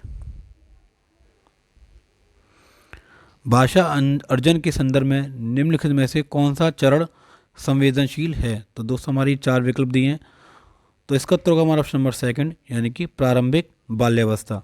नेक्स्ट, डैश और डैश बच्चों के सामाजिकरण के द्वितीय कारक हैं। तो दोस्तों हमारे कौन से द्वितीय कारक हैं। तो दोस्तों इसका उत्तर होगा हमारा ऑप्शन नंबर थर्ड, यानी कि स्कूल और धर्म हमारे सामाजिकरण के द्वितीय कारक के अंतर्गत आते हैं। नेक्स्ट, बच्चों के संज्ञानात्मक विकास के अनुसार बच्चे संरक्षण किस अवस्था में कर पाते हैं। तो दोस्तों इस प्रश्न जो सही उत्तर होगा हमारा ऑप्शन नंबर थर्ड, यानी कि मूर्त संक्रियात्मक अवस्था। नेक्स्ट, मूर्त संक्रियात्मक अवस्था के बच्चों को पढ़ाते हुए एक शिक्षिका को क्या नहीं करना चाहिए। तो दोस्तों इसका उत्तर होगा हमारा ऑप्शन नंबर सेकंड, यानी कि ऐसी समस्याएं देना जिनमें अमूर्तता की आवश्यकता हो। नेक्स्ट, 4 या 5 साल की उम्र के बच्चे अक्सर अपने आप से बातचीत करते हैं। लेव वाइगोत्स्की के अनुसार यह वाक्य क्या कहलाता है। तो दोस्तों इसका उत्तर होगा हमारा ऑप्शन नंबर 4, यानी कि उनको नियमित करने में मदद करता है। नेक्स्ट, निम्न में से किसने जोर दिया कि व्यक्तिगत विकास को सामाजिक और सांस्कृतिक संदर्भ के बिना नहीं समझा जा सकता। तो दोस्तों बहुत इजी है, इसका उत्तर होगा ऑप्शन नंबर हमारा फर्स्ट, यानी कि लेव वाइगोत्स्की। नेक्स्ट, लॉरेंस कोलबर्ग द्वारा प्रतिपादित नैतिक विकास के स्तर पर व्यक्तिगत ये तर्क देते हैं कि केवल समाज ही तय कर सकता है कि क्या सही या नहीं है। तो दोस्तों इस पर जो सही उत्तर होगा ऑप्शन नंबर हमारा थर्ड, यानी कि अधिकारिता एवं सामाजिक क्रम व्यवस्था अभिविन्यास। नेक्स्ट,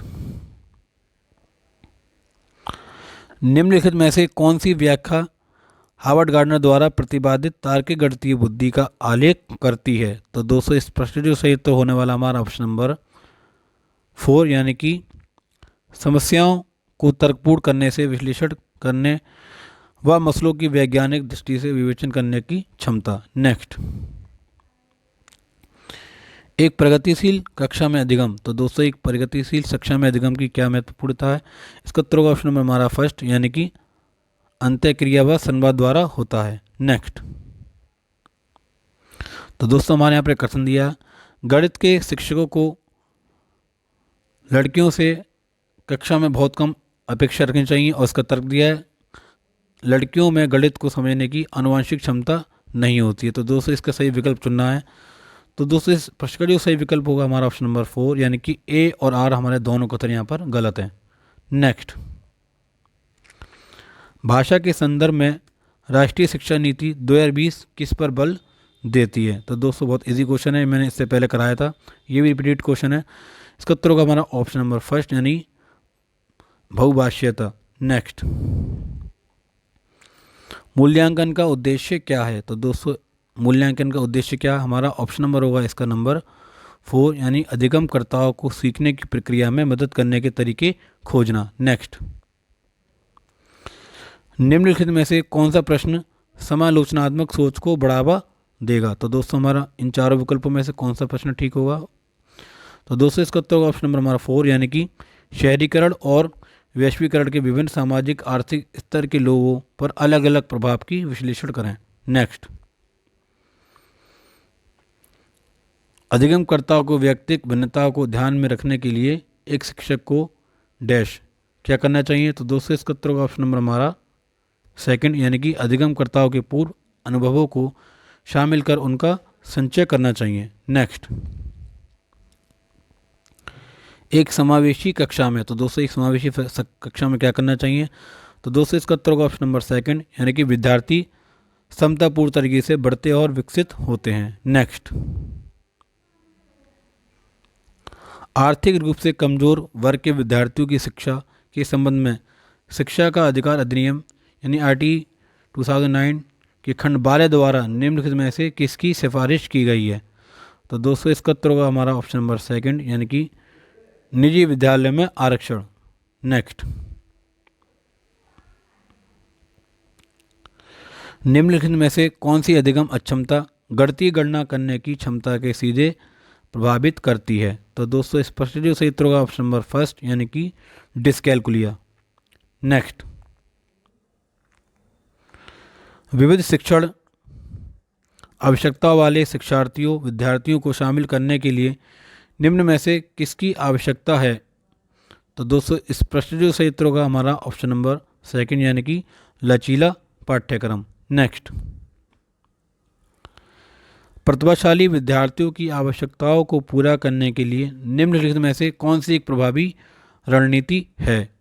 तो दोस्तों इस प्रश्न जो सही उत्तर होगा हमारा ऑप्शन नंबर यानी कि सेकंड, उन्हें चुनौतीपूर्ण और उच्च क्रम के कार्य सौंपे जाएं। नेक्स्ट, विद्यार्थियों में अधिगम को सुसाध्य करते समय शिक्षक को निम्नलिखित में से किस रणनीति से बचना चाहिए? तो दोस्तों इसका उत्तर होगा हमारा ऑप्शन नंबर 4 यानी कि निष्क्रिय नकल। नेक्स्ट, अर्थपूर्ण अधिगम को सुसाध्य करने हेतु सूचना प्रसंस्करण का निम्नलिखित में से कौन सा तत्व सहायक है? तो दोस्तों इस प्रश्न जो सही उत्तर होगा ऑप्शन नंबर हमारा सेकंड यानी कि विस्तारण। नेक्स्ट,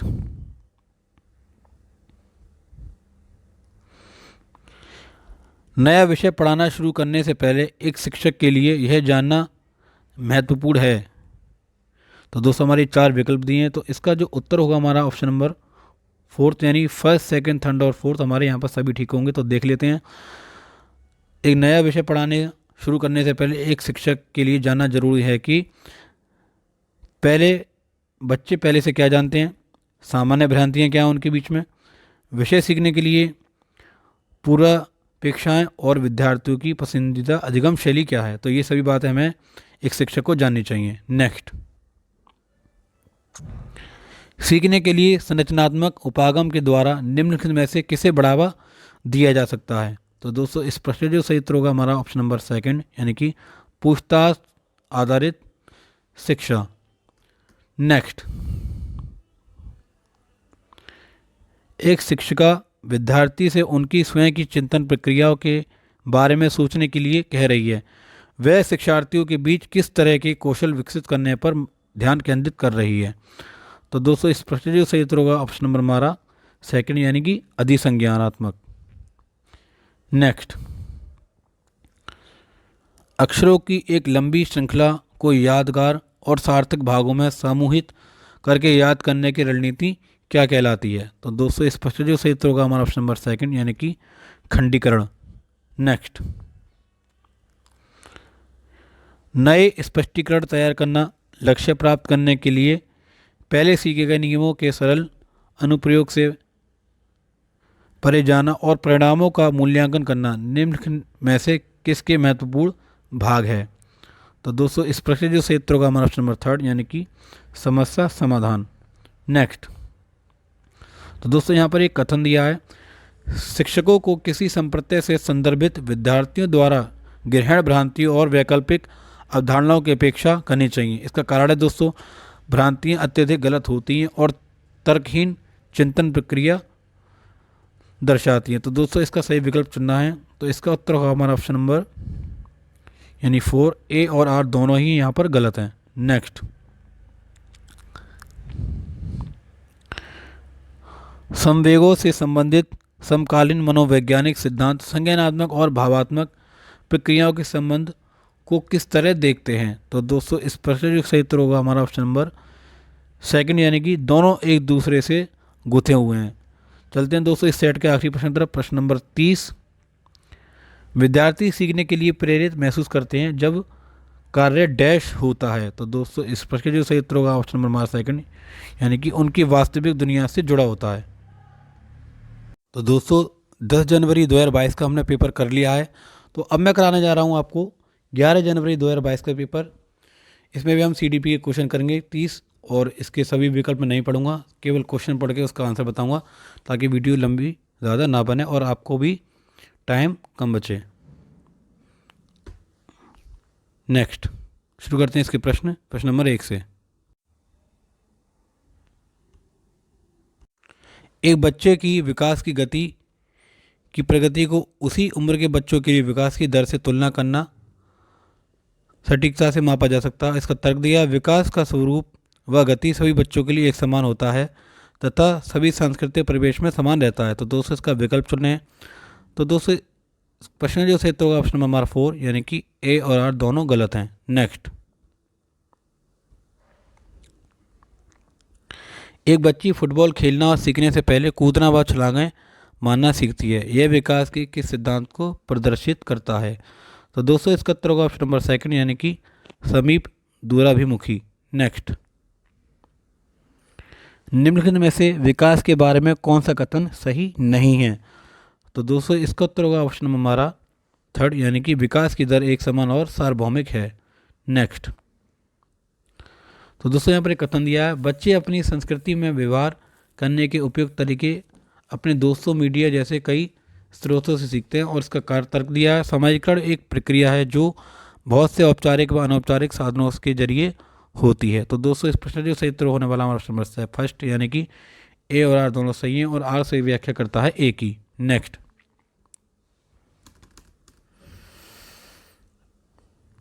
मूर्त संक्रियात्मक अवस्था के बच्चों के लिए एक शिक्षिका को, तो दोस्तों क्या करना चाहिए एक शिक्षिका को, इन चारों विकल्पों में से सबसे अच्छा विकल्प होगा हमारा ऑप्शन नंबर सेकंड, यानी कि वस्तु और विचारों को जटिल से वर्गीकृत करने से मौके मुहैया कराने चाहिए। नेक्स्ट, जीन पियाजे के संज्ञानात्मक विकास के किस चरण पर बच्चा समझ बना लेता है कि प्रतीकों का इस्तेमाल वस्तुओं और प्रतिनिधित्व करने के लिए किया जा सकता है। अगर बच्चे के सामने साइकिल नहीं है तब भी साइकिल जब शब्द सुनकर उसके मस्तिष्क में एक प्रतिबिंब बन जाता है। तो दोस्तों इस प्रश्न जो सही उत्तर होगा हमारा ऑप्शन नंबर सेकंड, यानी कि पूर्व संक्रियात्मक अवस्था में। नेक्स्ट, आनव 3 अंकों की संख्या का जोड़ करने में अकेले संघर्ष करता है, किंतु शिक्षिका की मदद से वह ऐसा करने में सक्षम है। लेव वाइगोत्स्की के सिद्धांत के अनुसार यह क्या दर्शाता है। तो दोस्तों इसका उत्तर होगा ऑप्शन नंबर हमारा फर्स्ट, यानी कि समीपस्थ विकास का क्षेत्र। नेक्स्ट,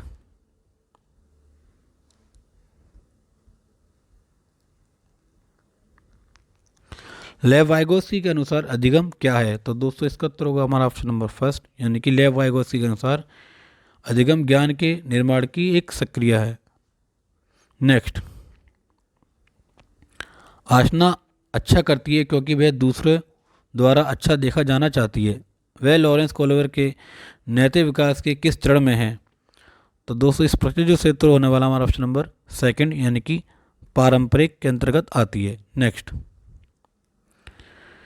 प्रगतिशील शिक्षा में सीखने का, इसका उत्तर होगा हमारा ऑप्शन नंबर फर्स्ट, यानी कि सीखने का स्वरूप सामाजिक होता है। नेक्स्ट, राष्ट्रीय शिक्षा नीति 2020 किस पर बल देती है। तो दोस्तों राष्ट्रीय शिक्षा नीति किस पर बल देती है? इसका उत्तर होगा ऑप्शन नंबर हमारा फर्स्ट, यानी कि लचीला बहुस्तरीय गति आधारित अधिगम। नेक्स्ट, निम्नलिखित में से कौन सी विशेषता हार्वर्ड गार्डनर द्वारा प्रतिपादित अंतर्व्यक्ति बुद्धि का आलेख करती है? तो दोस्तों इसका उत्तर होगा हमारा ऑप्शन नंबर थर्ड, यानी कि दूसरों के विचारों व इच्छाओं की समझने की क्षमता। नेक्स्ट, वाइगोस्की के संरचनावाद में किसकी भूमिका अहम है? तो दोस्तों इसका उत्तर होगा ऑप्शन नंबर हमारा फर्स्ट, यानी कि भाषा। नेक्स्ट,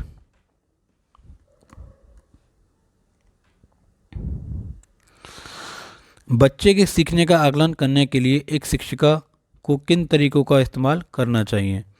तो दोस्तों यहाँ पर ये 4 तरीके दिए, इन 4 तरीकों में से किसका इस्तेमाल करना चाहिए? तो इसका उत्तर होगा ऑप्शन नंबर हमारा थर्ड, यानी कि first, second, third and fourth, ये चारों तरीकों का आकलन करना चाहिए। देखते हैं चारों तरीके कौन से हैं। तो बच्चों के सीखने का आकलन करने के लिए शिक्षिका को कक्षा में की गई अंत्यक्रिया, परियोजना, पोर्टफोलियो और आत्म आकलन का, ये सभी तरीके का इस्तेमाल हमें करना चाहिए। नेक्स्ट, राष्ट्रीय शिक्षा नीति 2020 के अनुसार मूल्यांकन का उद्देश्य किसकी जानकारी देता है? तो दोस्तों इसका उत्तर होगा हमारा चारों में से ऑप्शन नंबर फर्स्ट, विद्यार्थी को कक्षा में व कक्षा के बाहर कैसे सहायता दी जा सकती है। नेक्स्ट, निम्नलिखित में से कौन सी प्रथा समावेशन में बाधक है? तो दोस्तों कौन सी प्रथा यहाँ बाधक होगी? इसका उत्तर होगा ऑप्शन नंबर हमारा सेकंड, यानी कि सामग्री को केवल कुछ विद्यार्थियों की जरूरतों को पूरा करने के लिए डिजाइन किया गया है। नेक्स्ट, निम्नलिखित में से कौन हाशिए के समूहों के विद्यार्थियों को शामिल करने में बाधा उत्पन्न करता है?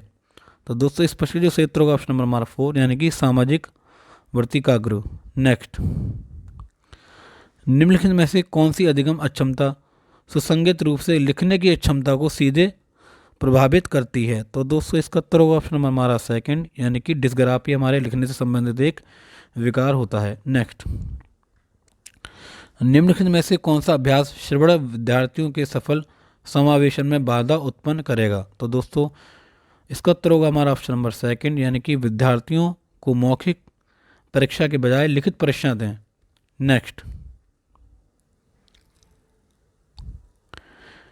निम्नलिखित में से प्रतिभावान विद्यार्थी की विशेषता कौन सी है? तो दोस्तों इसका उत्तर होने वाला हमारा ऑप्शन नंबर थर्ड, यानी कि सोच में सटीकता की आवश्यकता। नेक्स्ट, एक शिक्षिका अपने विद्यार्थियों में बौद्ध कौशल की सुसाध्य करना चाहती है। इस उद्देश्य के लिए उसे निम्नलिखित में से किससे बचना चाहिए? तो दोस्तों इसका उत्तर होने वाला हमारा ऑप्शन नंबर सेकंड, यानी कि संदर्भहीनता। नेक्स्ट, विद्यार्थियों में एक संप्रत्यय के अधिगम को सुसाध्य करने के लिए एक शिक्षक को निम्न में से क्या करना चाहिए? तो दोस्तों इसका उत्तर होने वाला हमारा 4 विकल्पों में से ऑप्शन नंबर सेकंड, यानी कि नियमों को समझने और अवधारणा की विशेषताओं को परिभाषित करने में पर ध्यान दिए। नेक्स्ट, निम्नलिखित में से कौन सा कारक अकादमिक प्रदर्शन में विद्यार्थियों की असफलता के लिए जिम्मेदार नहीं है? तो दोस्तों इसका उत्तर होगा ऑप्शन नंबर थर्ड, यानी कि जिज्ञासा। नेक्स्ट, एक संप्रत्यय को पढ़ाते समय एक शिक्षक एक ऐसा उदाहरण दे रहा है जिसमें उस संप्रत्यय से जुड़ी श्रेणी की सबसे महत्वपूर्ण मूल विशेषता है। ऐसे उदाहरण को डैश कहा जाता है। तो दोस्तों ऐसे उदाहरण को क्या कहा जाता है? इसका उत्तर ऑप्शन नंबर थर्ड, यानी कि एक आध्य रूप। नेक्स्ट, एक निर्दिष्ट लक्ष्य तक पहुंचने के लिए विद्यार्थियों को उनकी संज्ञानात्मक क्षमता पर चिंतन करने के लिए प्रोत्साहित करके एक शिक्षक निम्नलिखित के किस विकास को सुगम बना रहा है? तो दोस्तों इसका उत्तर होगा ऑप्शन नंबर हमारा थर्ड, यानी कि अधिसंज्ञा। नेक्स्ट, शिक्षण अधिगम प्रक्रिया की अवधारणा करते समय राष्ट्रीय शिक्षा नीति राष्ट्रीय पाठ्यचर्या 2005 यानी एनसीएफ 2005 निम्न में किसके महत्व पर बल देती है? तो दोस्तों इसका उत्तर होगा हमारा ऑप्शन नंबर फर्स्ट, यानी कि सक्रिय जुड़ाव और बातचीत। नेक्स्ट, किसी समस्या को हल करने के लिए विद्यार्थियों को मदद करने के लिए एक शिक्षक को निम्न में से क्या करना चाहिए? तो दोस्तों इस प्रश्न जो सही उत्तर होने वाला हमारा ऑप्शन नंबर थर्ड, यानी कि एक संकेत दें जो प्रासंगिक स्कीमा या संरचना को सक्रिय करे। नेक्स्ट। तो दोस्तों यहाँ पर एक अभिकथन दिया है, शिक्षण अधिगम प्रक्रिया के दौरान एक शिक्षक को विद्यार्थियों की उनकी भ्रांतियों और वैकल्पिक अवधारणाओं को साझा करने का अवसर देना चाहिए। और तर्क दिया है, भ्रांतियों और वैकल्पिक अवधारणा हमेशा आधारहीन होती हैं और सीखने की प्रक्रिया में महत्वहीन होती हैं। तो दोस्तों इसका उत्तर होने वाला हमारा ऑप्शन नंबर थर्ड, यानी कि ए सही है और आर गलत है। नेक्स्ट। अधिगम असहायता या लाचारी तब महसूस होती है जब एक विद्यार्थी यह मानता है कि, तो दोस्तों इस प्रश्न का सही उत्तर होने वाला हमारा ऑप्शन नंबर फोर, यानी कि शैक्षणिक गतिविधियों के परिणाम अनियंत्रित होते हैं। नेक्स्ट। इस सेट का आखिरी प्रश्न है दोस्तों ये, निम्नलिखित में से कौन सा आंतरिक अभिप्रेरणा या प्रेरणा का उदाहरण है? तो दोस्तों इस प्रश्न का जो सही उत्तर होगा हमारा ऑप्शन नंबर सेकंड, यानी कि एक गतिविधि में रुचि के कारण अध्ययन। तो दोस्तों 10 जनवरी और 11 जनवरी के पेपर हम कर चुके हैं। अब हम करेंगे 12 जनवरी 2022 का जो पेपर हुआ था उसका बाल विकास एवं शिक्षा शास्त्र का जो सेट है उसको आज हम करेंगे। और इसमें भी दोस्तों मैं आपको क्वेश्चन पढ़ूंगा और इसके उत्तर बताऊंगा, चारों विकल्प में इसके नहीं पढ़ूंगा ताकि वीडियो काफ़ी लंबी हो जाएगी। तो चलिए दोस्तों शुरू करते हैं इसके प्रश्न नंबर 1 से। तो यहाँ पर एक अभिकथन दिया है, रूमी 18 महीने में 2 शब्दों का उच्चारण कर सकती थी जबकि पूजा ने 24 महीने में ऐसा किया था, इसलिए पूजा का विकास पक्के तौर पर निलंबित है। तो इसका कारण दिया है, विकासात्मक प्रतिमान बच्चों के लिए निर्धारित लक्ष्यों की उपलब्धि के लिए सटीक आयु की सही भविष्यवाणी करते हैं। तो सही विकल्प चुनें। तो दोस्तों यहाँ पर ये 4 विकल्प दिए, इन चारों विकल्पों में से जो सही उत्तर होगा हमारा ऑप्शन नंबर 4, यानी कि ए और आर हमारे दोनों यहाँ पर कथन और तर्क दोनों गलत हैं। नेक्स्ट। मध्य बाल्यावस्था का काल क्या है? तो दोस्तों मध्य बाल्यावस्था का काल हमारा क्या है? इसका उत्तर होगा ऑप्शन नंबर हमारा थर्ड, यानी 6 से 11 वर्ष हमारा मध्य बाल्यावस्था के अंतर्गत आता है। नेक्स्ट। 5 साल की बच्ची क्या कर सकती है? तो दोस्तों 5 साल की बच्ची क्या कर सकती है? इसका जो सही उत्तर होगा हमारा ऑप्शन नंबर 4, यानी कि लक्ष्य निर्देशित व्यवहार व प्रतीकात्मक खेल की शुरुआत। नेक्स्ट। डैश बच्चों के प्राथमिक समाजीकरण के लिए जिम्मेदार है? तो दोस्तों प्राथमिक समाजीकरण का जिम्मेदार कौन है? इसका उत्तर होगा ऑप्शन नंबर 4, यानी कि परिवार हमारा प्राथमिक समाजीकरण का प्राथमिक जिम्मेदार है। नेक्स्ट।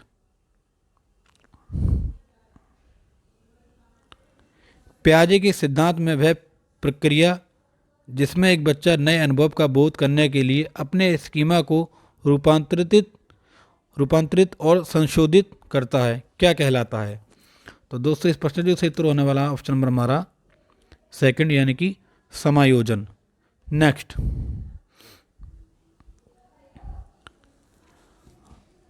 अफसा आलू की एक चिप्स को दिखाते हुए कहती है, तितली जीन पियाजे के अनुसार इस प्रकार का प्रतीकात्मक विचार किस अवस्था की विशेषता है? तो दोस्तों इस प्रश्न जो सही उत्तर होने वाला ऑप्शन नंबर हमारा सेकंड, यानी कि पूर्व संक्रियात्मक अवस्था। नेक्स्ट। लेव वाइगोस्की निम्नलिखित में से किन कारकों को बच्चों के संज्ञानात्मक विकास के लिए महत्वपूर्ण मानते हैं? तो दोस्तों इसका तो होने वाला ऑप्शन नंबर हमारा फर्स्ट, यानी कि फर्स्ट और सेकंड हमारे यहाँ ठीक होंगे। देखते हैं कौन से हैं।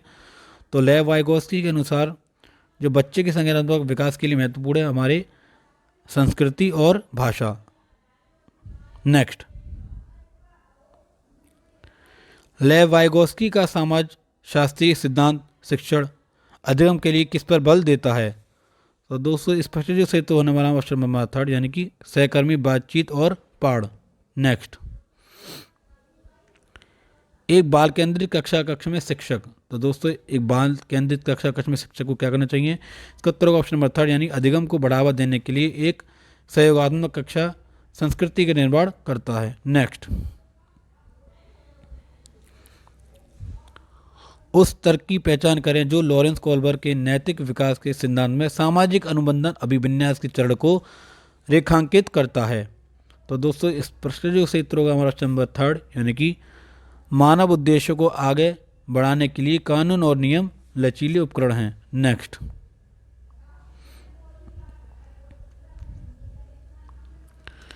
हार्वर्ड गार्डनर के बहुबुद्धि सिद्धांत के अनुसार किस बुद्धि वाले व्यक्ति अमूर्त विचार के साथ कार्य कर पाते हैं तथा प्रतीकों का हेरफेर का समस्या समाधान कर सकते हैं।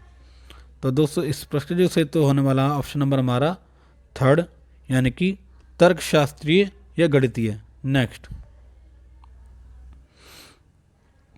भारत में अधिकांश कक्षाएं बहुभाषी हैं और इसे शिक्षक द्वारा डैश के रूप में देखा जाना चाहिए। तो दोस्तों ये चार विकल्प दिए, इसका उत्तर होगा हमारा ऑप्शन नंबर फर्स्ट, यानी कि एक संसाधन के रूप में देखना चाहिए। नेक्स्ट,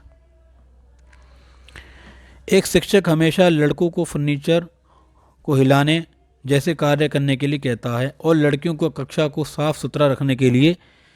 यह धारणा उपयुक्त नहीं है क्योंकि यही डैश का उदाहरण है। तो दोस्तों ये हमारे किसका उदाहरण है? इसका उत्तर ऑप्शन नंबर फर्स्ट, यानी कि जेंडर रूढ़िवादिता। नेक्स्ट, आकलन के संदर्भ में राष्ट्रीय शिक्षा नीति 2020 क्या प्रस्तावित करती है? तो दोस्तों ये चार विकल्प दिए हैं, इन चार विकल्पों में से जो हमारा सबसे अच्छा विकल्प होगा ऑप्शन नंबर फर्स्ट, यानी कि विश्लेषण और आलोचनात्मक सोच और समालोचनात्मक सोच जैसे उच्च क्रम के कौशल का परीक्षण। नेक्स्ट, एक शिक्षिका अपनी कक्षा में व्यक्तिगत भिन्नताओं का अर्थ पूर्ण ढंग से किस प्रकार ध्यान में रख सकती है? तो दोस्तों यहाँ पे हमारे चार विकल्प दिए हैं, इन चारों विकल्पों में से जो सबसे अच्छा विकल्प होगा हमारा ऑप्शन नंबर फर्स्ट, यानी कि यह स्वीकार करके कि भिन्नताओं का अर्थ अभाव नहीं है। नेक्स्ट, समावेशी कक्षा में किसी आवश्यकता है? तो दोस्तों समावेशी शिक्षा में किसकी आवश्यकता है? तो इसका उत्तर होने वाला हमारा ऑप्शन नंबर फर्स्ट, यानी कि सीखने का अनुकूल माहौल। नेक्स्ट,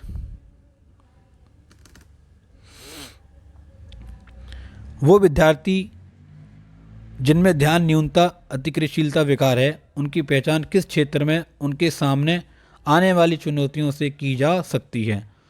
तो दोस्तों इस प्रश्न जो से उत्तर होने वाला हमारा चार विकल्पों में से ऑप्शन नंबर सेकंड, किसी दिए गए कार्य को लंबे समय तक जारी रखना। नेक्स्ट, वो विद्यार्थी जिन्हें पठन क्षेत्र में अधिगम कठिनाई होती है उनके सफल समावेशन के लिए निम्न में से किसकी आवश्यकता है? तो दोस्तों इस प्रश्न जो से तो होने वाला हमारा ऑप्शन नंबर सेकंड, यानी कि भाषा विषयों से उचित छूट। नेक्स्ट,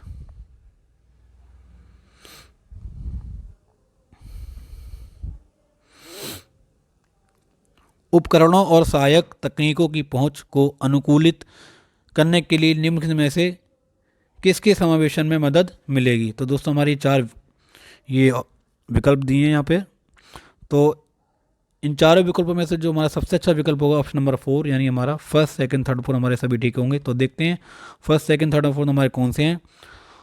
तो समावेशन में जो मदद मिलेगी वो होगा हमारा वो विद्यार्थी जो दृष्टिबाधित हैं, वो विद्यार्थी जिन्हें ध्यान न्यूनता अतिक्रियाशीलता विकार है, वो विद्यार्थी जिन्हें प्रमस्तिष्कीय घात है, और वो विद्यार्थी असाधारण प्रतिभा वाले छात्र हैं। ये सभी का हमें ध्यान रखना चाहिए। नेक्स्ट,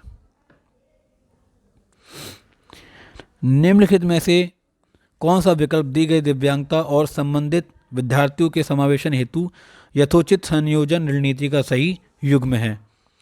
तो दोस्तों इस प्रश्न जो सही उत्तर होने वाला हमारे चारों में से ऑप्शन नंबर 4, यानी कि वाक हानि, धैर्य दिखाना और प्रतिक्रिया देने के लिए पर्याप्त समय देना। नेक्स्ट, अधिगम तब प्रभावी होगा जब, तो दोस्तों इन चार विकल्पों में से अधिगम कब प्रभावी होगा? तो इसका उत्तर होगा ऑप्शन नंबर हमारा 4, यानी विद्यार्थियों को अपने अधिगम लक्ष्य पर स्वयं निर्धारित करने के लिए अवसर दिए जाते हैं। नेक्स्ट,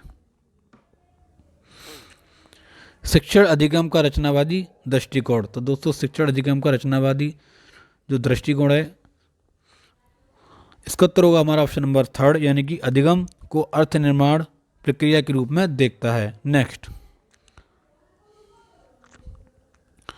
राष्ट्रीय शिक्षा नीति 2020 किसकी ओर बदलाव का प्रस्ताव रखती है? तो दोस्तों इसका उत्तर होगा ऑप्शन नंबर हमारा चार विकल्पों में से यह सीखना कि कैसे सीखना है। नेक्स्ट, अनुप्रयोग, विश्लेषण और संश्लेषण किसके उदाहरण हैं? तो दोस्तों इन चारों विकल्पों में से हमारा जो सही विकल्प होगा ऑप्शन नंबर हमारा फर्स्ट, यानी कि उच्च क्रम चिंतन कौशल। नेक्स्ट, विद्यार्थियों द्वारा ग्रहण की गई वैकल्पिक धारणा को संबोधित करने के लिए निम्न में से क्या महत्वपूर्ण है। तो दोस्तों इन चारों विकल्पों में से जो सबसे अच्छा महत्वपूर्ण विकल्प है वो होगा हमारा ऑप्शन नंबर थर्ड, यानी कि ऐसी परिस्थितियां उत्पन्न करना जहां विद्यार्थी वैकल्पिक धारणाओं को व्यक्त कर सकें। नेक्स्ट, निम्नलिखित में से किसे एक शिक्षिका द्वारा बढ़ावा दिया जाना चाहिए। तो दोस्तों इन चारों विकल्प दिए हैं हमारे यहाँ पर। इन चारों विकल्पों में से सबसे अच्छा विकल्प होगा हमारा ऑप्शन नंबर फर्स्ट, यानी कि महारत हासिल करने की दिशा में उन्मुख लक्ष्य। नेक्स्ट, एक शिक्षक को अपने शिक्षार्थी में डैश की भावना पैदा करनी चाहिए। तो दोस्तों किसकी भावना पैदा करनी चाहिए चार विकल्पों में से? जो चार विकल्पों में से सबसे अच्छा विकल्प होगा ऑप्शन नंबर फर्स्ट, यानी जुड़ाव की भावना पैदा करनी चाहिए। नेक्स्ट, तो दोस्तों यहाँ पर एक कथन दिया, अभिकथन, शिक्षकों को ऐसे प्रश्न पूछने चाहिए जो विद्यार्थियों को उनसे जो अधिगम की अपेक्षा की जाती है और जो वे पहले से जानते हैं के बीच संबंध स्थापित करने में सुसाध्य करें। और इसका कारण दिया है, पूर्व ज्ञान नई अवधारणाओं के अधिगम में कोई भूमिका नहीं निभाता है। तो दोस्तों इस प्रश्न जो सही उत्तर होने वाला हमारा ऑप्शन नंबर थर्ड, यानी कि ए सही है और आर हमारा गलत है। नेक्स्ट, निम्नलिखित में से कौन सा प्रेरणा के स्रोत और प्रेरणा के प्रकार का सही मिलाप या युग्म है। तो दोस्तों ये चार विकल्प दिए, चारों विकल्पों में से जो सबसे अच्छा विकल्प होगा हमारा ऑप्शन नंबर फोर, यानी रुचि यानी आंतरिक प्रेरणा। ये दोस्तों इस 12 जनवरी के सेट का आखिरी क्वेश्चन है। प्रभाव अधिगम हेतु निर्देश के लिए प्रारंभिक बिंदु क्या होना चाहिए। तो दोस्तों ये चार विकल्प दिए हैं, जो चार विकल्पों में सबसे अच्छा विकल्प होगा ऑप्शन नंबर हमारा सेकंड, यानी कि बच्चों का सामाजिक सांस्कृतिक परिप्रेक्ष्य। तो दोस्तों अब हम शुरू करने जा रहे हैं 17 जनवरी 2022 का जो पेपर है उसको हम सॉल्व करने वाले हैं। इससे पहले दोस्तों हमने 12 जनवरी 2022 का पेपर किया था और सिर्फ सीडीपी के क्वेश्चन किए थे, और 13, 14, 15, 16 को शायद कोई पेपर नहीं हुआ होगा, तो इसके क्वेश्चन में यहाँ पर नहीं है ऑनलाइन साइट पे। तो ये हम 17 जनवरी 2022 का पेपर करेंगे सीडीपी का, और इसमें भी हम 30 प्रश्न करेंगे सीडीपी के, और सभी विकल्प में नहीं पढ़ूंगा, सिर्फ क्वेश्चन पढ़ के उसका आंसर बताऊंगा ताकि वीडियो ज़्यादा लंबी ना बने और आपका भी टाइम बचे। और इस वीडियो को एंड तक आप ज़रूर देखें, इस वीडियो से आपको काफ़ी हेल्प मिलेगी। चलिए दोस्तों शुरू करते हैं इसके प्रश्न नंबर 1 से। बच्चों के बालकों के व्यक्तिगत विकास। तो दोस्तों बालकों के व्यक्तिगत विकास, इसका जो सही उत्तर होने वाला चारों विकल्पों में से हमारा ऑप्शन नंबर थर्ड, यानी कि के लिए कुछ हद तक पूर्वानुमान लगाया जा सकता है, परंतु सभी बच्चों के विकास की दर अलग अलग होती है। नेक्स्ट, निम्नलिखित में से कौन सा कथन सही है। तो दोस्तों हमारे यहाँ चार कथन दिए, इन चारों कथनों में से जो सबसे अच्छा कथन है हमारा ऑप्शन नंबर थर्ड, यानी कि विकास एक सतत प्रक्रिया है। नेक्स्ट, बच्चे अपने समाज के बारे में ज्ञान कौमा रहने के कौशल कौमा मूल्य कौमा नीतियाँ किससे सीखते हैं। तो दोस्तों इस प्रश्न जो सही तो होने वाला हमारा ऑप्शन नंबर 4, यानी कि first, second, third and fourth सभी ऑप्शन हमारे यहाँ ठीक है। देखते हैं सभी ऑप्शन कौन से हैं। तो बच्चे अपने समाज के बारे में ज्ञान रहने के कौशल मूल्य रीतियाँ हमारे आस पड़ोस, धर्म, स्कूल और समकक्षीय समूह से सीखते हैं। नेक्स्ट, जीन पियाजे के सिद्धांत के अनुसार अनुकूलन किन दो मूल प्रक्रियाओं को समाहित करता है। तो दोस्तों हमारे चार ऑप्शन दिए हैं, इन चारों ऑप्शन में से जो सबसे अच्छा ऑप्शन होगा हमारा ऑप्शन नंबर फर्स्ट, यानी कि समायोजन व समावेशन। नेक्स्ट, जीन पियाजे के संज्ञानात्मक विकास के किस स्तर पर बच्चे लंबाई व भार जैसे गुणात्मक आधारों पर वस्तु को व्यवस्थित कर पाते हैं, परंतु अमूर्त संरचनाओं की संक्रियात्मक में कठिनाई महसूस करते हैं। तो दोस्तों इन चारों विकल्पों में से जो सबसे अच्छा विकल्प होगा हमारा ऑप्शन नंबर थर्ड, यानी कि मूर्त संक्रियात्मक अवस्था। नेक्स्ट,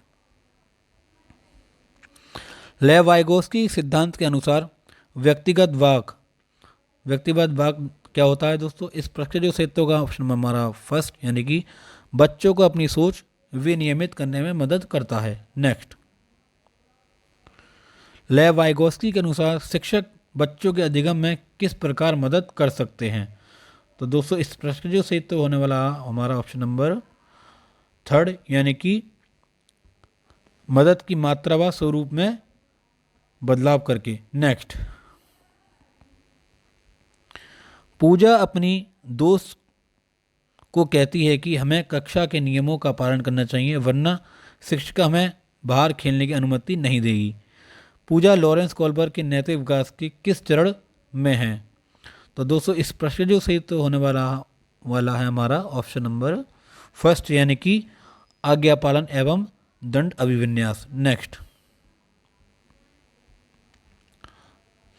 हार्वर्ड गार्डनर के अनुसार निम्नलिखित में से कौन सा कथन सही नहीं है? तो दोस्तों यहाँ पर हमारे 4 कथन दिए हैं, तो कौन सा कथन हमारा यहाँ पर ठीक नहीं है? तो इस प्रश्न का जो सही उत्तर होने वाला ऑप्शन नंबर हमारा फर्स्ट, यानी कि बुद्धिमत्ता एक स्थिर तथा स्थायी विशिष्टता है। नेक्स्ट, बाल केंद्रित शिक्षा में, तो दोस्तों बाल केंद्रित शिक्षा में क्या होता है? यह 4 ऑप्शन दिए हैं, 4 ऑप्शन में से जो सबसे अच्छा विकल्प है हमारा ऑप्शन नंबर 4, यानी कि शिक्षिका व विद्यार्थी दोनों की सक्रिय भूमिका होती है। नेक्स्ट,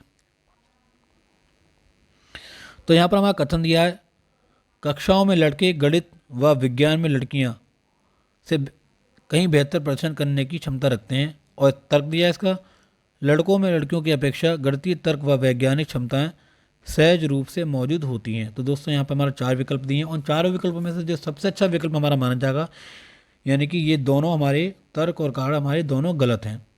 नेक्स्ट, राष्ट्रीय शिक्षा नीति 2020 किस पर जोर देती है? तो दोस्तों राष्ट्रीय शिक्षा नीति इन चारों विकल्पों में से किस पर जोर देती है? इसका उत्तर होगा ऑप्शन नंबर हमारा फर्स्ट, यानी कि पाठ्यचर्या का लचीलापन। नेक्स्ट, मूल्यांकन का केंद्र क्या होना चाहिए? तो दोस्तों इसका उत्तर होगा ऑप्शन नंबर हमारा 4, यानी कि अधिगमकर्ता क्या और कैसे सीख रहा है इसका वर्णन करना। नेक्स्ट, निम्नलिखित में से कौन सा विकल्प एक सामाजिक रचनावादी कक्षा कक्ष जिसमें बच्चों की व्यक्तिगत जरूरतों को ध्यान रखा जाता है की व्याख्या करता है? दोस्तों इन 4 विकल्प दिए, 4 विकल्पों में से सबसे अच्छा विकल्प है हमारा ऑप्शन नंबर 4, यानी कि बच्चों का आपस में चर्चा करते हुए समूह में कार्य करना। नेक्स्ट, निम्नलिखित में से कौन सा प्रश्न कक्षा में समालोचनात्मक सोच को बढ़ावा देने का सही उदाहरण है? तो दोस्तों यहाँ पर हमारे 4 विकल्प दिए हैं, इन 4 विकल्पों में से जो सबसे अच्छा विकल्प है हमारा ऑप्शन नंबर 4, यानी कि अपने शहर में प्रदूषण के विभिन्न कारणों का विश्लेषण कीजिए और प्रदूषण करने के विभिन्न उपाय सोचिए। नेक्स्ट,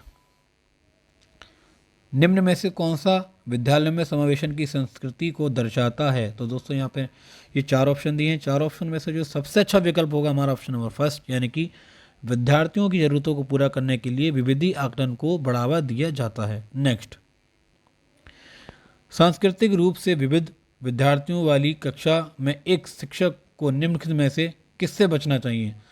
तो दोस्तों यहाँ पर हमारे 4 विकल्प दिए हैं, और इन चारों विकल्पों में से जो सबसे अच्छा विकल्प है हमारा ऑप्शन नंबर सेकंड, यानी कि प्रभावी संस्कृति के लिए उपयुक्त पाठ्यक्रम और शिक्षण शैली विकसित करना, इससे हमें बचना चाहिए। नेक्स्ट, निम्नलिखित में से किसी विद्यार्थियों की अक्षरों और शब्दों को पढ़ने उनकी व्याख्या करने और उन्हें समझने की क्षमता सीधे प्रभावित होती है? तो दोस्तों इस प्रश्न जो सही उत्तर होगा ऑप्शन नंबर हमारा थर्ड, यानी कि वाचन वैकल्य। नेक्स्ट, गतिक दिव्यांगता वाले विद्यार्थियों को का सफल समावेशन सुनिश्चित करने के लिए निम्न में से किससे बचना महत्वपूर्ण है? तो दोस्तों यहाँ पर हमारे 4 विकल्प दिए हैं, और इन चारों विकल्पों में से जो सबसे अच्छा विकल्प है हमारा ऑप्शन नंबर फर्स्ट, यानी कि ऊपरी मंजिल पर कक्षाओं, पुस्तकालय और प्रयोगशाला का आवंटन करना। नेक्स्ट, निम्नलिखित में से कौन सी सृजनात्मकता विद्यार्थियों की पहचान संबंधी विशेषता नहीं है? तो दोस्तों इस प्रश्न जो सही उत्तर होगा ऑप्शन नंबर हमारा सेकंड, यानी कि अभिसारी चिंतन। नेक्स्ट, किसी विशेष विषय वस्तु को लंबे समय तक स्मरण रखने को सुसाध्य करने हेतु एक शिक्षक को निम्नलिखित में से किस रणनीति से बचना चाहिए? तो दोस्तों यहाँ पर हमारे 4 विकल्प दिए हैं, और इन चारों विकल्पों में से जो सबसे अच्छा विकल्प होगा हमारा ऑप्शन नंबर थर्ड, यानी कि असंबद्ध शब्द प्रस्तुत करना, हमें इससे बचना चाहिए। नेक्स्ट, जब सीखे जाने वाली सामग्री डैश हो तो विद्यार्थी सबसे बेहतर सीखते हैं।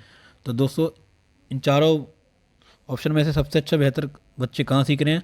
तो इसका उत्तर होगा ऑप्शन नंबर हमारा सेकंड, यानी कि मौजूद ज्ञान से जुड़ी हो तो विद्यार्थी सबसे बेहतर सीखते हैं। नेक्स्ट, निम्नलिखित में से कौन सा कारक शैक्षणिक उपलब्धियों में विद्यार्थियों की विफलता में योगदान देता है? तो दोस्तों यहाँ पे हमारे 4 विकल्प दिए और उन चारों विकल्पों में से जो सबसे अच्छा विकल्प होगा हमारा ऑप्शन नंबर सेकंड, यानी कि गैर प्रासंगिक पाठ्यक्रम। नेक्स्ट,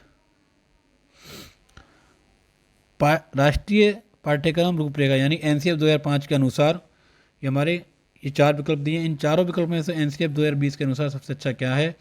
तो इसका उत्तर होगा ऑप्शन नंबर हमारा 4, यानी कि बच्चे के ज्ञान के निर्माण में सक्रिय भूमिका निभाते हैं। नेक्स्ट, एक संप्रदाय को पढ़ाने के लिए एक शिक्षिका को निम्नलिखित में से किसके प्रयोग से बचना चाहिए? तो दोस्तों इन चारों विकल्पों में से सबसे अच्छा विकल्प कौन सा है जिससे हमें बचना चाहिए? इसका उत्तर होगा ऑप्शन नंबर हमारा सेकंड, यानी उस संप्रदाय के लिए असतत उदाहरण। नेक्स्ट, स्वयं के ज्ञाता होने का ज्ञान या जागरूकता क्या दर्शाती है? तो दोस्तों इन चारों विकल्पों में से जो सबसे अच्छा विकल्प होगा ऑप्शन नंबर हमारा फर्स्ट, यानी कि अधिसंज्ञान। नेक्स्ट,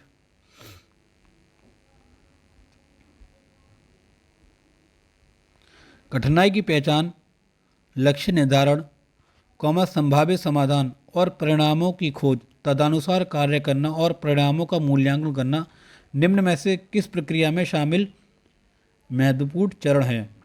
तो दोस्तों इस प्रश्न जो सही उत्तर होगा इन चारों विकल्पों में से वो हमारा सबसे अच्छा विकल्प होगा ऑप्शन नंबर थर्ड, यानी कि समस्या समाधान। नेक्स्ट, तो दोस्तों एक अभिकथन दिया है, शिक्षण अधिगम प्रक्रिया में भ्रांतियों की सोच और चर्चा करना सार्थक है। और इसका तर्क दिया है, यह विद्यार्थियों को उन भ्रांतियों के बारे में सोचने का अवसर देता है और गहन जांच का नेतृत्व करने में सहायक होता है। तो दोस्तों ये 4 ऑप्शन दिए और इन चारों ऑप्शन में से जो सबसे अच्छा विकल्प होगा हमारा ऑप्शन नंबर फर्स्ट, यानी कि ए और आर दोनों सही हैं और आर से व्याख्या करता है ए की। नेक्स्ट, डैश विद्यार्थियों को बोरियत महसूस होने की संभावना है। तो दोस्तों इसका उत्तर होगा ऑप्शन नंबर हमारा चारों में सबसे अच्छा होगा, गतिविधि को महत्व न दिए जाने पर विद्यार्थियों को बोरियत महसूस होने की संभावना होगी। चलते हैं दोस्तों 17 जनवरी की इस आखिरी क्वेश्चन तरफ, फिर हम लेंगे 21 जनवरी पेपर। निम्नलिखित में से कौन सा तरीका प्रतिपुष्टि को प्रेरक के रूप में उपयोग करने का अनुचित तरीका है? तो दोस्तों इन चारों विकल्पों में से जो सबसे अच्छा विकल्प होगा हमारा ऑप्शन नंबर फर्स्ट, यानी कि विद्यार्थियों की क्षमता पर केंद्रित प्रतिपुष्टि। और दोस्तों शुरू करते हैं हम 21 जनवरी 2022 यानी कि ऑनलाइन मोड में जो पेपर हुए थे, जो लास्ट सेट है उसको आज हम इस वीडियो में करने वाले हैं। इस वीडियो में भी दोस्तों मैं 30 प्रश्न लूँगा CDP के और आपको क्वेश्चन पढ़ के उसका आंसर बताऊंगा ताकि वीडियो ज़्यादा लंबी ना हो, क्योंकि 1.5 घंटे की तो वीडियो वैसे भी हो चुकी है। और आप चैनल पर नए तो चैनल को सब्सक्राइब करें और आपने ये वीडियो देखी तो आपको अगर आपकी आने वाली कोई शिफ्ट होगी तो उससे आपको एग्ज़ाम में काफ़ी हेल्प मिलेगी। तो दोस्तों आप वीडियो को एंड तक ज़रूर देखें और चैनल पर नए तो चैनल को सब्सक्राइब करें। चलिए दोस्तों शुरू करते हैं प्रश्न नंबर 1 से। बाल विकास के सिद्धांतों के संदर्भ में निम्न में से कौन सा कथन सही है?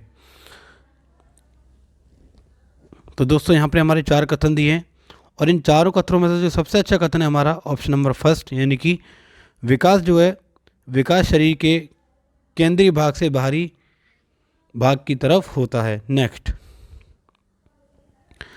बच्चों में भाषा विकास किससे प्रभावित होता है? 1 केवल आनुवंशिकता से, केवल पर्यावरण से, आनुवंशिकता एवं पर्यावरण दोनों से, या फिर ना आनुवंशिकता ना पर्यावरण से। तो दोस्तों इस प्रकार से उत्तर होगा ऑप्शन नंबर थर्ड, यानी कि आनुवंशिकता और पर्यावरण यानी हेरिडिटी एंड एनवायरनमेंट दोनों से हमारा भाषा विकास प्रभावित होता है। नेक्स्ट, एक प्रगतिशील कक्षा। तो दोस्तों ये प्रगति शिक्षा में क्या होता है? तो यहाँ पर 4 विकल्प दिए, इन चारों विकल्पों में से जो सबसे अच्छा विकल्प है हमारा ऑप्शन नंबर सेकंड, यानी कि अधिगमकर्ताओं की व्यक्तिगत भिन्नताओं का सम्मान करता है। नेक्स्ट, लॉरेंस कोलबर्ग विकास के सिद्धांत के अनुसार सजा टालने के लिए नियमों का पालन करना किस चरण को दर्शाता है? 1 प्रथापूर्व चरण, 2 अमूर्त संक्रियात्मक चरण, 3 प्रथागत चरण, या फिर 4 उत्तर प्रथागत चरण। तो दोस्तों इस प्रश्न जो क्षेत्र होगा ऑप्शन नंबर हमारा फर्स्ट, यानी कि प्रथापूर्व चरण। नेक्स्ट, अधिगम प्रक्रिया को सुसाध्य करने के लिए एक अध्यापिका को ऐसे तरीके इस्तेमाल करने चाहिए। तो दोस्तों कैसे तरीके इस्तेमाल करने चाहिए? इन चार विकल्पों में से जो सबसे अच्छा विकल्प है हमारा ऑप्शन नंबर थर्ड, यानी कि जो विभिन्न संकल्पनों के बीच संबंध खोजने को महत्व दे। नेक्स्ट, लेव वाइगोस्की का सिद्धांत मुख्यतः व्याख्या करता है कि, तो दोस्तों इन चार विकल्पों में से जो लेव वाइगोस्की सिद्धांत जो व्याख्या करता है उसका उत्तर होगा ऑप्शन नंबर हमारा सेकंड, यानी कि संज्ञानात्मक विकास में सांस्कृतिक उपकरणों के योगदान को। नेक्स्ट, तो दोस्तों क्रिकेट पर वार्तालाप के दौरान एक अध्यापक अधिकांश लड़कों से सवाल पूछ रहा है और लड़कियों से नहीं। अध्यापक की यह क्रिया किसका उदाहरण है? तो दोस्तों इसका उत्तर होगा ऑप्शन नंबर हमारा सेकंड, यानी कि जेंडर बायस यानी जेंडर पक्षपात। सेकंड। नेक्स्ट, बाल केंद्रित कक्षा में अध्यापिका किसको महत्व देती है? तो दोस्तों इन चार विकल्पों में से जो सबसे अच्छा विकल्प है हमारा ऑप्शन नंबर सेकंड, यानी कि ज्ञान की सक्रिय संरचना प्रक्रिया को। नेक्स्ट, निम्नलिखित में से कौन सा बच्चों के समाजीकरण का प्राथमिक कारण है? तो दोस्तों इन चार विकल्पों में से जो सबसे अच्छा विकल्प है हमारा ऑप्शन नंबर सेकंड, यानी कि निकटस्थ परिवार। परिवार जो है बच्चों के समाजीकरण का यानी प्राथमिक कारक है। नेक्स्ट, निम्नलिखित में से कौन सा उस समूह जीन पियाजे के संज्ञानात्मक विकास के सिद्धांत के मूल संक्रियात्मक अवस्था या चरण के समनुरूप है? तो दोस्तों इन चार विकल्पों में से जो सबसे अच्छा विकल्प है हमारा ऑप्शन नंबर थर्ड, यानी कि 7 से 11 साल के बच्चे को मूल संक्रियात्मक अवस्था के अंतर्गत रखा जाता है। नेक्स्ट, आप एक अध्यापक हैं जो विश्वास करते हैं कि बच्चे विभिन्न गतियों और अलग अलग तरीकों से सीखते हैं। आप अपनी कक्षा में ऐसी आकलन योजना करेंगे जो, तो दोस्तों इन चारों में से जो सबसे अच्छा विकल्प है हमारा ऑप्शन नंबर 4, यानी कि आकलन के अलग अलग तरीकों पर आधारित हो। नेक्स्ट, लेव वाइगोस्की सिद्धांत के अनुसार निम्न में से कौन सी अध्यापन अधिगम प्रक्रिया को पाठ प्रदान करने की प्रभावशाली तकनीक है? तो दोस्तों इन चार विकल्प दिए हैं और चार विकल्पों में से जो सबसे अच्छा विकल्प है हमारा ऑप्शन नंबर थर्ड, यानी कि समस्या को सुलझाने के दौरान अगर बच्चे किसी बिंदु पर अटक जाएं तो उस समय संकेत और इशारा देना। नेक्स्ट, निम्नलिखित में से बुद्धिमत्ता के बारे में कौन सा कथन सही है? तो दोस्तों बुद्धिमत्ता के बारे में इन चारों विकल्पों में से कौन सा कथन ठीक है? इसका उत्तर होगा ऑप्शन नंबर हमारा 4, यानी कि बुद्धिमत्ता विद्यालय में बेहतर प्रदर्शन की योग्यता से अधिक है। नेक्स्ट, एक घोड़े को देखकर एक 3 वर्षीय बालिका चकित होकर बोली, वाह इतना बड़ा कुत्ता। जीन पियाजे के संज्ञानात्मक विकास के सिद्धांत के अनुसार बालक की यह प्रतिक्रिया निम्न में से किसका उदाहरण है? तो दोस्तों इस प्रश्न के जो सही उत्तर होगा ऑप्शन नंबर हमारा फर्स्ट, यानी कि आत्मसातकरण या समावेशन। नेक्स्ट, भाषा एवं विचार पर लेव वाइगोस्की क्या सुझाव सुझाते हैं? तो दोस्तों इस प्रश्न जो सही उत्तर होगा ऑप्शन नंबर हमारा फर्स्ट, यानी कि भाषा जो है संज्ञानात्मक विकास को निर्देशित करती है। नेक्स्ट, बच्चों में सृजनात्मकता को किस प्रकार सुसाध्य किया जा सकता है?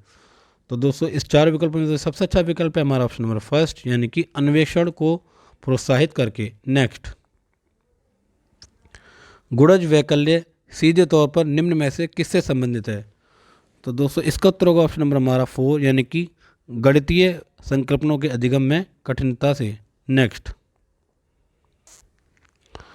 तो शिक्षा का अधिकार अधिनियम 2009 के अंतर्गत निजी विद्यालयों में आर्थिक रूप से कमजोर वर्ग के विद्यार्थियों के दाखिले हेतु सीटों के आरक्षण का प्रावधान है। इन छात्रों के सफल समावेशन हेतु एक अध्यापक को किस तरह के शिक्षा शास्त्र का इस्तेमाल करना चाहिए? तो दोस्तों इन चार विकल्पों में जो सबसे अच्छा विकल्प है हमारा ऑप्शन नंबर थर्ड, यानी कि साम्यता पर आधारित। नेक्स्ट, एक समावेशी कक्षा में सूचना को किस तरह से प्रस्तुत करना चाहिए? तो दोस्तों एक समावेशी कक्षा में इसका उत्तर होगा ऑप्शन नंबर हमारा 4, यानी कि बहुल बहुरूप में। नेक्स्ट, शिक्षा की समकालीन नीतियों के अनुसार दिव्यांग बच्चों की शिक्षा के लिए कौन सा मॉडल सुझाया गया है? तो दोस्तों इस प्रश्न का जो क्षेत्र होगा हमारा ऑप्शन नंबर सेकंड, यानी कि समावेशी शिक्षा, इंक्लूसिव एजुकेशन। नेक्स्ट, अधिगम प्रक्रिया के बारे में निम्नलिखित में से कौन सा कथन गलत है? तो दोस्तों इन चारों कथनों में से जो गलत है वो है हमारा ऑप्शन नंबर सेकंड, अधिगम प्रक्रिया में त्रुटियां और गलतियां अप्रासंगिक हैं। नेक्स्ट, बच्चे को बारंबार यह बोलना कि वह अधिगम के लिए योग्य नहीं है किस संभावना को बढ़ावा देता है? तो दोस्तों इस प्रश्न का जो क्षेत्र होगा हमारा ऑप्शन नंबर फर्स्ट, यानी कि बच्चे अधिगम के प्रति अनुप्रेरित या निष्प्रेरित हो जाएगा। नेक्स्ट,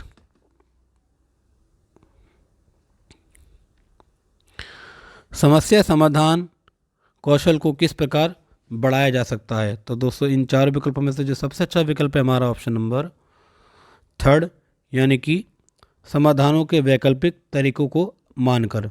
नेक्स्ट, तो प्राथमिक कक्षाओं में संकल्प अध्यापन हेतु विषय वस्तु को प्रस्तुत करने का कौन सा क्रम सर्वाधिक उपयुक्त है? तो दोस्तों इस प्रश्न जो क्षेत्र होगा ऑप्शन नंबर हमारा 4, यानी कि पहले मूर्त सामग्री, फिर चित्र, फिर संकेत। नेक्स्ट, बच्चों के अधिगम पर कक्षा के वातावरण का काफी है। प्रवृत्ता अभिमुखी अधिगम, वह अधिगम जो समझने पर जोर दे। संस्कृति को बढ़ावा देने के लिए कक्षा का वातावरण किस तरह का होना चाहिए? तो दोस्तों इन चार विकल्पों में जो सबसे अच्छा विकल्प है हमारा ऑप्शन नंबर 4, यानी कि सकारात्मक और सहयोगात्मक हमारा होना चाहिए। नेक्स्ट, अधिगम के संदर्भ में निम्न में से कौन सा कथन सही है? तो दोस्तों अधिगम के संदर्भ में कौन सा कथन हमारा चार विकल्पों में से सही है? वो होगा हमारा ऑप्शन नंबर 4, यानी कि अधिगम एक जटिल प्रक्रिया है जिसमें अधिगमकर्ताओं की सक्रिय संलग्नता की जरूरत होती है। नेक्स्ट, अधिगम का सामाजिक संरचनात्मक विचार अधिगम प्रक्रिया में डैश की महत्वता पर जोर देता है। तो दोस्तों इन चारों विकल्प में सबसे अच्छा विकल्प है हमारा ऑप्शन नंबर फर्स्ट, यानी कि पारस्परिक क्रियाओं पर जोर देता है या महत्व देता है। नेक्स्ट, निम्न में से कौन सा युग्म घटक और अभिप्रेरणा स्रोत का सही रूप से मिला युग्म है? तो दोस्तों इन चारों में से जो सबसे अच्छा विकल्प है हमारा ऑप्शन नंबर सेकंड, यानी कि जिज्ञासा आंतरिक अभिप्रेरणा। नेक्स्ट, विद्यार्थियों में संकलनात्मक समझ को सुसाध्य करने हेतु एक अध्यापिका को, तो दोस्तों एक अध्यापिका को क्या करना चाहिए विद्यार्थी में संकलनात्मक समझ को सुसाध्य करने के लिए? तो इन चारों विकल्पों में से सबसे अच्छा विकल्प है हमारा ऑप्शन नंबर थर्ड, यानी कि जो प्रस्तुत किया गया है और पहले से ही ज्ञात है उन दोनों में संबंध स्थापित करने के अवसर प्रदान करने चाहिए। चलते हैं दोस्तों इस वीडियो के यानी कि इस क्वेश्चन के यानी सेट के आखिरी प्रश्न की तरफ। निम्न में से कौन से कारक अधिगम को प्रभावित करते हैं? तो दोस्तों ये हमारे अधिगम के प्रभावित करने वाले हमारे कुछ कारक दिए हैं। इन चारों में से हमारे कौन से जो कारक हमारे दिए हैं वो प्रभावित करते हैं? तो इस प्रश्न जो क्षेत्र होगा ऑप्शन नंबर हमारा 4, यानी कि फर्स्ट, सेकंड, थर्ड, फोर्थ, ये सभी कारक हमारे अधिगम को प्रभावित करते हैं। तो देखते हैं हमारे तो अभिप्रेरणा, सामाजिक संदर्भ, संवेग और शास्त्रीय उपागम, ये सभी हमारे अधिगम को प्रभावित करने वाले कारक हैं। तो आशा करता हूं दोस्तों आपको ये वीडियो अच्छी लगी होगी। और दोस्तों आपको ये वीडियो अच्छी लगी है और आपका पेपर है किसी शिफ्ट में, अगली शिफ्ट में अगर आपके पेपर चल रहे हैं और आपका पेपर हो तो ये वीडियो आपके लिए काफ़ी हेल्प रहने वाली है, क्योंकि इस वीडियो के अंदर मैंने 300 क्वेश्चन लिए हैं और 300 क्वेश्चन अगर आपने ये वीडियो देखी तो आपका अगर पेपर होगा अगली शिफ्ट में तो इन क्वेश्चन में से क्वेश्चन एक ना एक तो फंसेगा, क्योंकि प्रीवियस क्वेश्चन ही रिपीट हो रहे हैं और इन प्रश्नों से काफ़ी आपको हेल्प मिलेगी। और आशा करता हूँ आपको वीडियो बिल्कुल अच्छी लगी होगी और मिलते हैं हम दोस्तों अपने अगली वीडियो में। अगली वीडियो में दोस्तों मैं आपके लिए लेके आ रहा हूँ हिंदी पेडागोजी की जो 20 जनवरी से जो क्वेश्चन हुए हैं 16 दिसंबर से, और 16 दिसंबर से 21 जनवरी 2022 तक जो भी पेपर हुए हैं उस सभी की पेडागोजी, हिंदी पेडागोजी मैं आपको कल कराने वाला हूँ। तो दोस्तों मिलते हैं हम अगली वीडियो में। तब तक के लिए थैंक्स फॉर वॉचिंग।